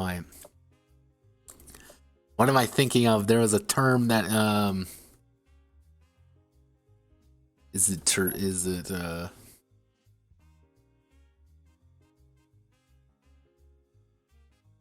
going insane.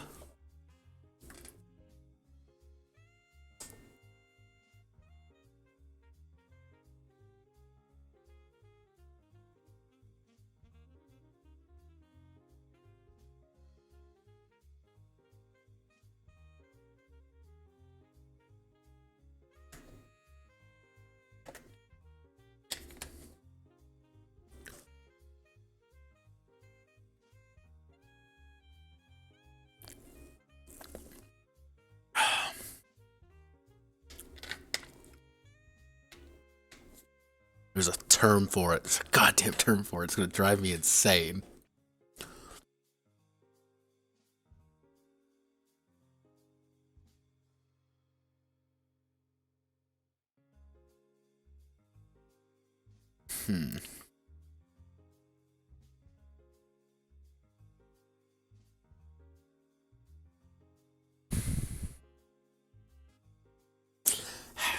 We'll use the term garrison for now. But it's kind of like a temporary, well actually, let me see if that, is there a word temporary? Temporary garrison.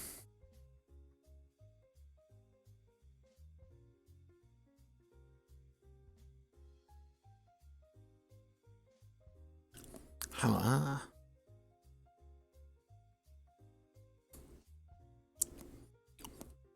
yeah, I guess, damn, just garrison for bastion. Bastion's a good word, actually. We'll use that. You mean that's going to be my word now? Let's see. So if we use, actually, if we do that, that means we gotta do this. Garrison. We'll use bastion here. Rest stop wheel. Yeah, okay. So we'll call it a garrison. Garrison bastion rest stop. That's what we'll use. So what we need to do is we need to do a garrison. A garrison safe haven is a location that has been fortified and defended. Defended by the expedition. Often already in use by locals, or after the locals have been pushed out.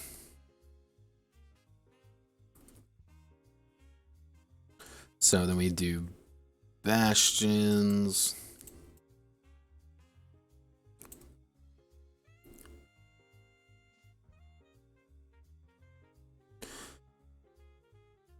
Must need respite. A bastion safe haven.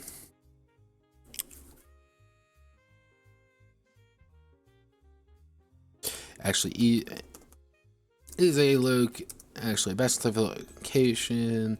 This location that has been completely reworked for the defense of the expedition, or able to be defended for actually a long time and receive supplies. You are able to kind of hole up in a bastion. You aren't really able to hole up in a garrison. You eat your supplies in a garrison, you get supplies in a bastion. So rest stop, which is landscape. These defendant allows the during the short rest they're still vulnerable to disaster. Okay, perfect. Perfectos. See, this is why I actually like streaming all my game design stuff, because I actually really like it when people ask and kind of go over and kind of give me an idea of what they're looking for. Number of landmarks and anchors. A zone. Large size zones between routes, landmarks, loot, enemies. You want to tear the limbs off the characters, limbs off the captains. These are not set in stone, simply a rule of thumb. We have small, medium, large, titanic, and transitions. So allows characters dedicated land allows the to enter a new area or allow them to switch location they are in. Transitions follow the same rule as routes, but when taken, often tend to be a bit more dramatic. A transition area would be, we'll use that mountain pass fortress. That would be a transition area. I want to pass through this area. If we go here, we're entering kind of a new area entirely. We've entered into this. It's brand new. We don't know. We've entered something and we're now terrified. So, terms have been clarified. It's time to roll for the zone's first area. Using an anchor as a first location, the game master assembles a number of d6s for landmarks, d4 for anchors, and d8s for transitions. They then roll them all on flat surface and record the results.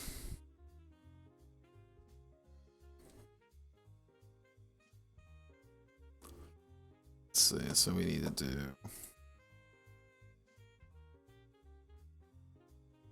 the D6s count as landmarks.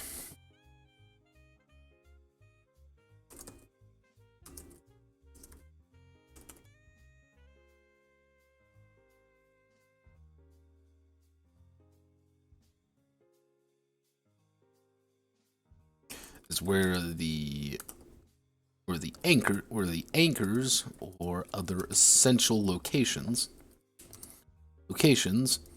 are located.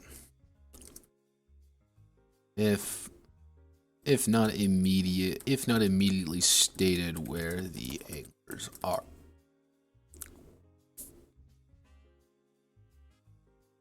If not immediately stated where the anchors are, the game master will know that particular anchor. Finally, the D8s act as a transition point. They are centralized. Often they are ascending, actually, as transition points. Yeah. If a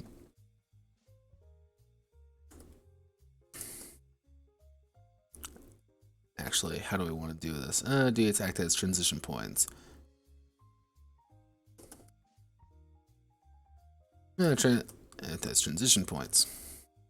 These can be freely placed by the game master. Game master at the edge of the location, or be used as a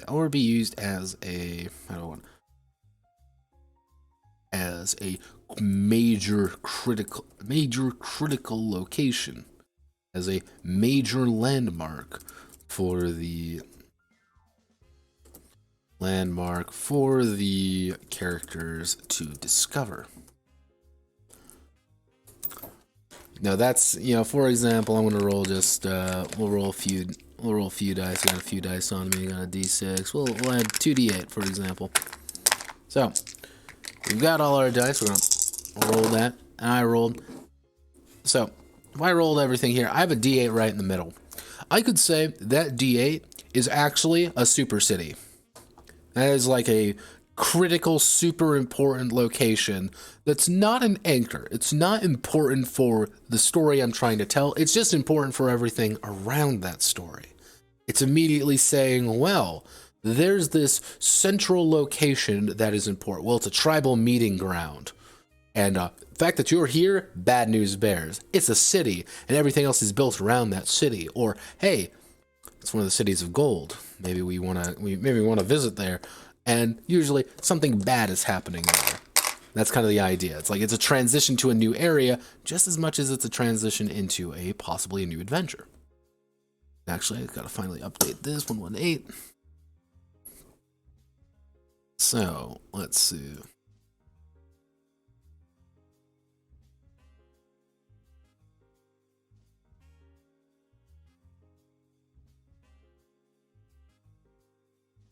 Yeah, and then we get to add this, which is almost going to be verbatim, which is if the game master wants during this pre-phase, they are allowed to move 2 landmarks, an anchor, or a transition point, allowing the dungeon to maintain narrative consistency. Finally, the game master may place an anchor or transition where they wish if they need to. It is essential that this transition is on the very north. To get out of this area, we need to travel very north.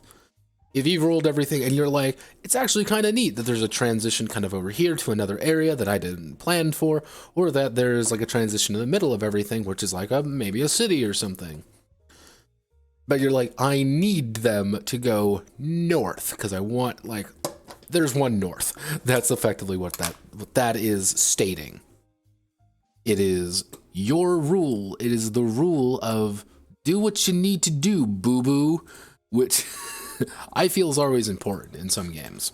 I feel it's a very important thing to have in some games, which is to say, Game Master, you don't, like, here is the rule for you to bend the rules. Because sometimes there's always the assumption of rule 0, but sometimes people may not know. People may look at it and be like, well, this is rules is written, I can't change this. It's like, well, shucks. But that's kind of the point. If you give them the rule, they're going to be able to look at it and say, here it is, I understand now. Now, if you excuse me, I need to use the little conquistadors room, because good God, I drank too much water earlier.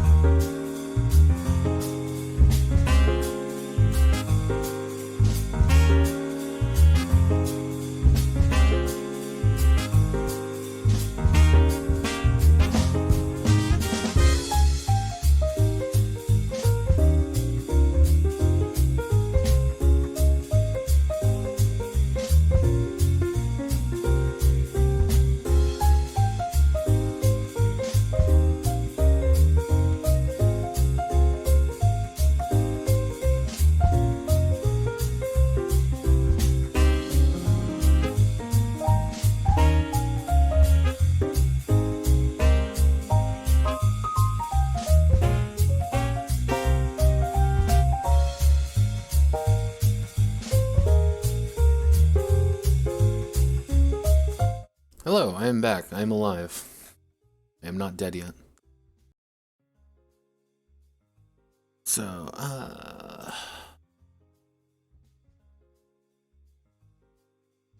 okay, so here's the weird one, which we need to.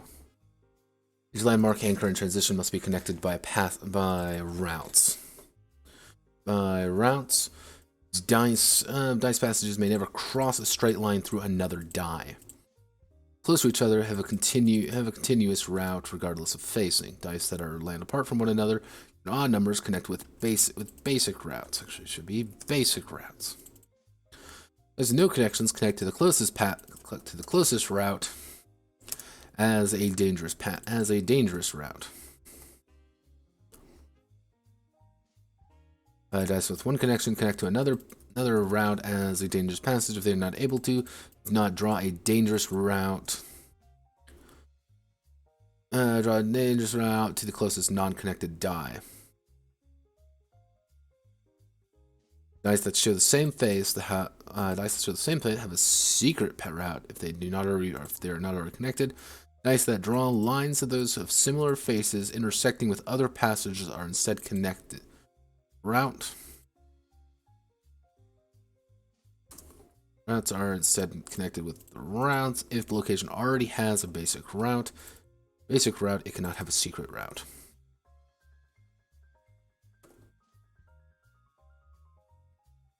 So what this says is closer touching to one another have a continuous route. By virtue of these two being very close to one another, they have a continuous route. Now, they land apart from one another that are even odds connect with basic routes. Even odd, these connect with basic routes. Odd, odd, connect with basic routes. Odd, connect with basic routes. even, connect with basic routes. Odd, okay.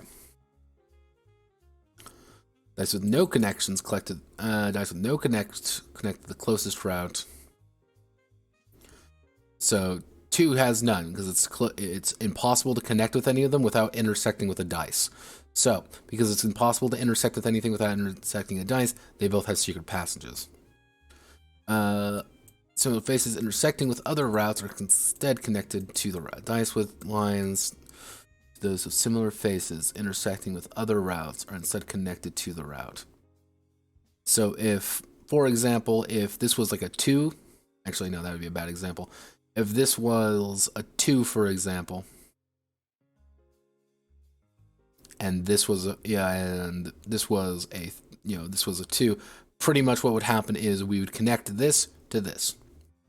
We would connect it, but it would cross through here. It's a little bit weird in that regard. If a location already has a basic route, it cannot have a secret route.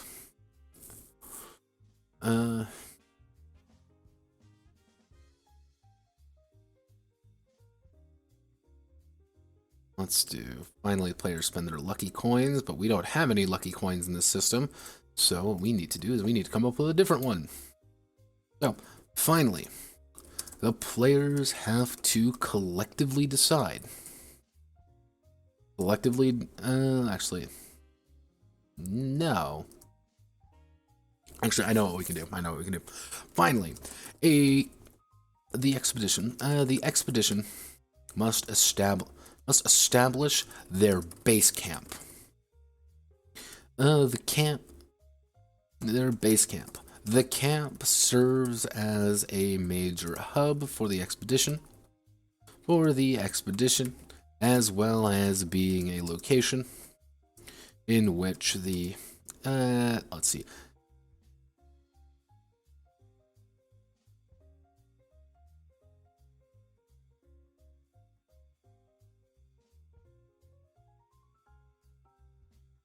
Finally, the expedition must establish their base camp. The camp serves as a major hub for the expedition, as well as being a location in which the... Actually, no. During their adventures, the expedition may choose to establish a campground. This is marked with a circle. This is marked as a circle, and is considered to be a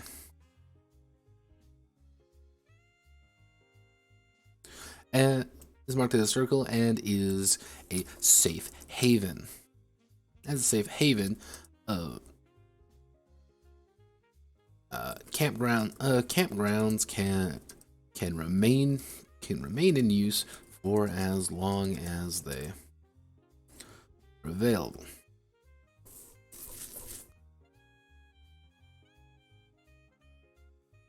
During the expedition may choose to establish a campground. This is marked as circle and a safe haven. Campgrounds can remain in use for as long as they are available. And actually, campgrounds can remain in the location.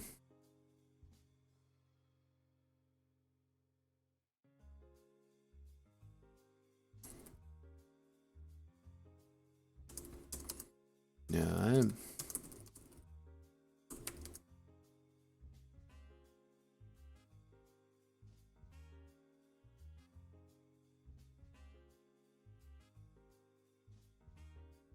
Actually, the captains will flip a coin. We'll flip a coin. Or roll a dice, odds or evens, or to determine the quality of the campground.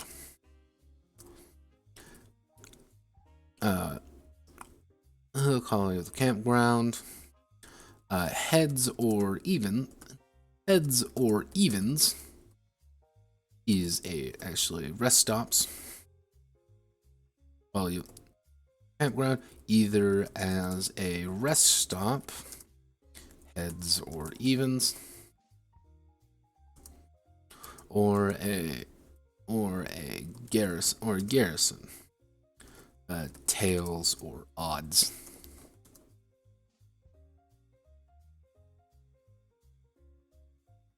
Or a garrison, tails or odds.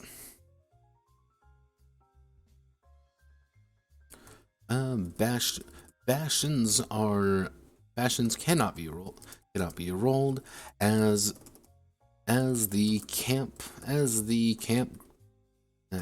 the expedition must either find these locations, or bastions cannot be rolled as the expedition must find these locations or be established as such. Not be rolled, but act as landmarks. So we want to do campgrounds. Let's do campgrounds are connected to the nearest landmark or route with a basic route.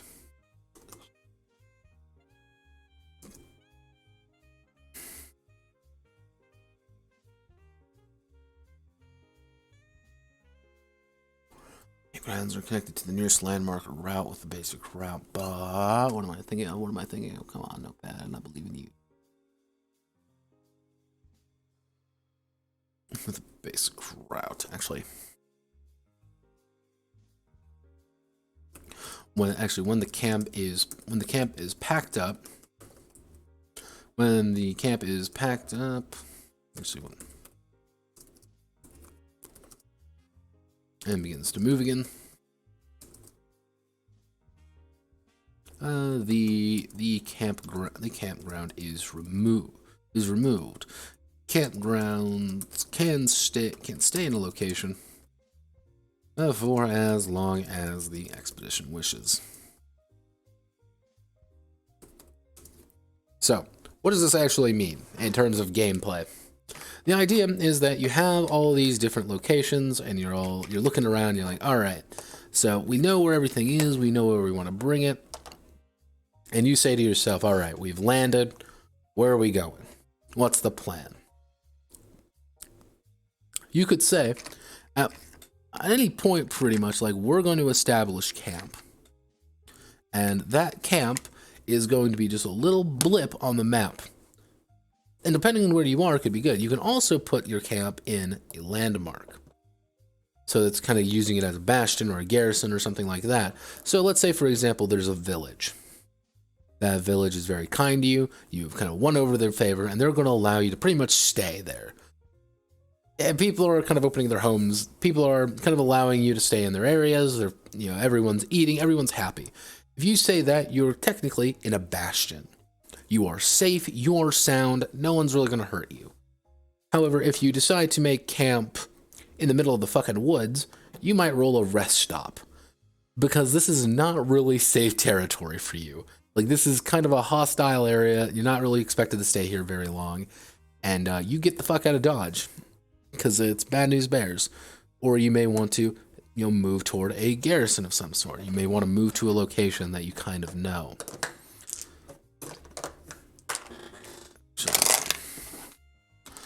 For as long as the expedition wishes. However, an expedition cannot leave the zone without packing up camp, packing up the campground, without packing up their camp, unless they want to starve. Because the idea of setting down a camp is setting down home base. That's where you're sticking all your stuff. You put a little garrison there. Everyone kind of holds down the fort for a bit, and you want to set up a camp at certain locations simply due to the fact of maybe there's a beneficial place. We're next to the ocean, and we can signal the ships to deliver us supplies. Of course, we're going to set up camp right along the coastline so everyone can see us, so we can get the hell out of Dodge, or we can deliver the new parts, or we can deliver this new equipment. But you might also want to, if you want to plan to stick on the place for a while, you may establish camp in a particular city or town or something, allowing you to kind of strike out without fear of losing supplies or losing people. You know, you're not, the risk to the expedition is not as great when the camp is established, but the risk of the expedition is also very in question if it's exposed. Hence why you don't want to stay at a rest stop for very long, simply because it's a rest stop. And your camp will get sacked, and you'll lose, and everyone will die. And nobody wants to die. Remember, kids. Let's see. Packing unless their camp unless they want to starve.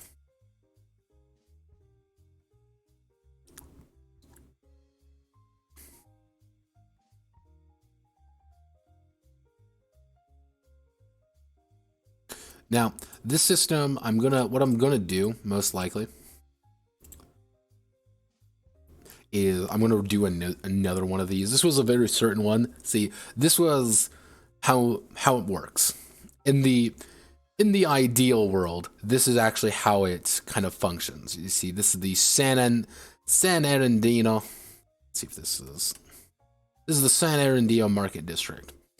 You know, you come in from the port, you enter the fish market. The fish market's pretty big. All of these are connected with each other.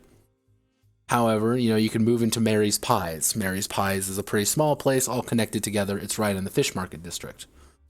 However, kind of a way you can find to get to the Shrine of Mother Infernme. Once you get to the Shrine of Mother Infernme, you can head to Templetown because it's right there, or you can kind of figure out like, why is everything broken here? But maybe underneath the shrine you find Esteban's Smuggling Canal, which brings you right to Lady Lucia's Fountain. Unless you look back and like, wait a second, here's the warehouse. Then you find a secret passage, and then you find a secret passage leading to Mary's Pies. And you're like, oh, okay, all of these are connected. And then you look at the sewers and you find the market stalls. And you're like, oh, well, here's the Tusk Inn, or here's the old butcher shop. Here's the butcher's den. And then you can say like, wait a second, if we clear away some of this rubble, we'll be able to break our way through and enter the fish market again. But you'll also see like, there's the old warehouse where we've kind of established ourselves. There's, you know, we have the fountain, because the fountain's important, which is, where's Dr. Connor's clinic? Well, Dr. Connor's clinic is right here. And it's all of these little locations all kind of building together to form a story. You kind of already know where you're entering in this particular area. And this is kind of the goal in that regard, is I would want everyone, you roll, you set up the map, and that's it. Treat the rules as an idea. Side note, raw. Rules is written this dungeon, rules is written, the zone can't be fairly haphazard.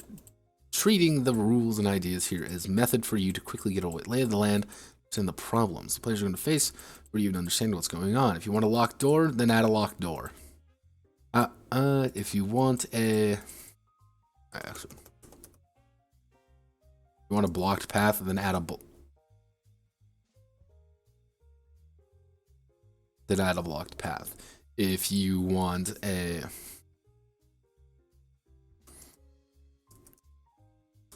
of everything, if you want a mountain in the middle of everything, then add a mountain.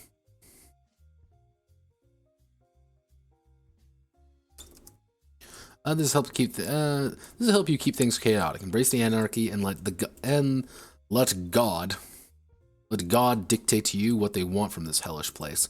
And at the end of the day, you don't have to use any of this. If you want to make your own if you want to make your own zone and do your own thing, that's fine.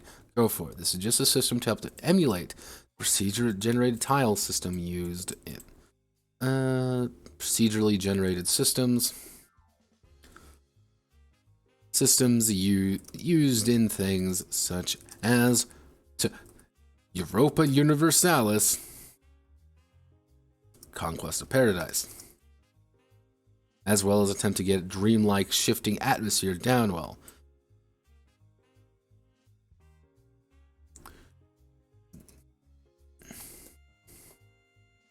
There we go. we go. We do raw, and then we have established all of these. Yeah, we're gonna have to do the points, obviously, but so we put here, and then we go down here to material composition.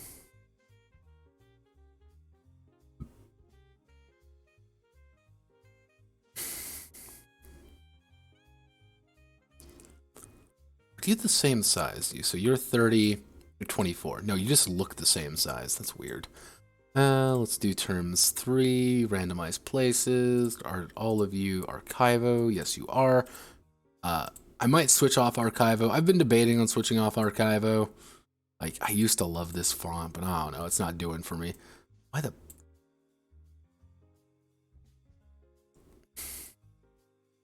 On secret routes.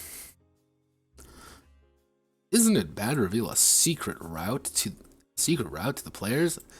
Secret route isn't necessarily a hidden pathway. Pathway as much as it could be a difficult to navigate one. That's whole.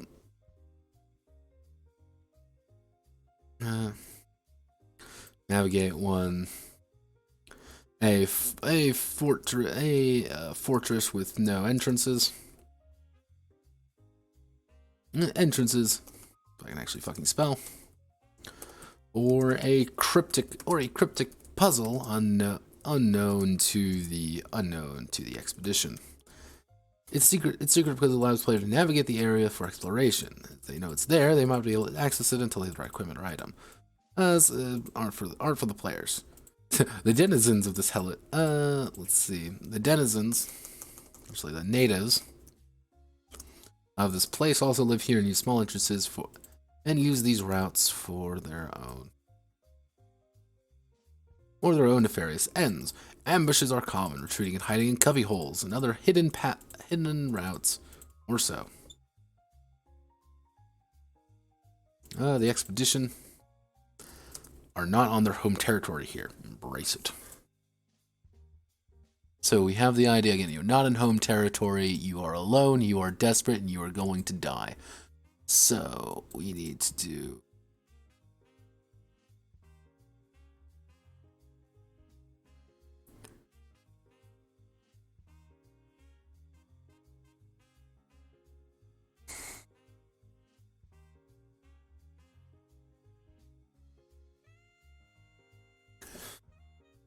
Oh god, okay.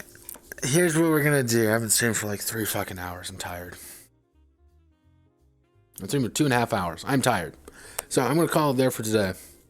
Didn't get quite as much done as I wanted to get done. However, we talked a little bit. I think that's always fun.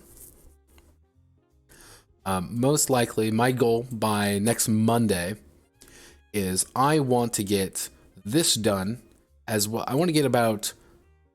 If I want to be like really kind of keep on track, I would get all of this done. But my goal is I want to kind of get that particular section done by Monday. This is just going to be my off time, my weekend kind of thing. That's what I want to do. I want to get those sections done just so I don't have to think about it, which is going to let me into the expedition system. So it's kind of the travel rules, which honestly, I don't even really need. I might be able to just skip some of these sections simply due to travels or fold them into the camp system. Kind of depends on how I'm writing. So next Monday, hopefully, at least this is done, but you may have this entire section be done. If that is the case, we'll start on combat systems. And once combat is done, it's pretty smooth sailing from there. So it's mostly just kind of getting everything into order more than anything, which is by itself always a miserable and fun experience. So, thank you all for watching. My name is Nopad. Do I stream often? I stream every Monday, Wednesday, and Friday. Usually I try to aim a little bit earlier than today. I stream every now and again. Come on, I upload all the VODs to the YouTube channel. And so, if you ever want to watch the VODs, you can do that. I do Saturday streams. The Saturday streams are a lot more chaotic. They kind of have either a very different structure as a weekend warrior, which I just kind of take a random project or a random idea and I just do it, or they are very structured with curious cases, as is tomorrow. Tomorrow at about noon EST, I'm going to be doing the gotta get the voice right. The curious case of 4 RPGs. And a curious case is I go into a handful of games, I go over them, kind of do a review, kind of do a deep dive into them, kind of talk about like the company behind it, the writers, and that's it. And those last quite a while. So pop in, don't do as you please, but I stream pretty often. So thank you. Nice meeting you. Hopefully I'll see you again around here. So say la vie. Have a lovely rest of the night.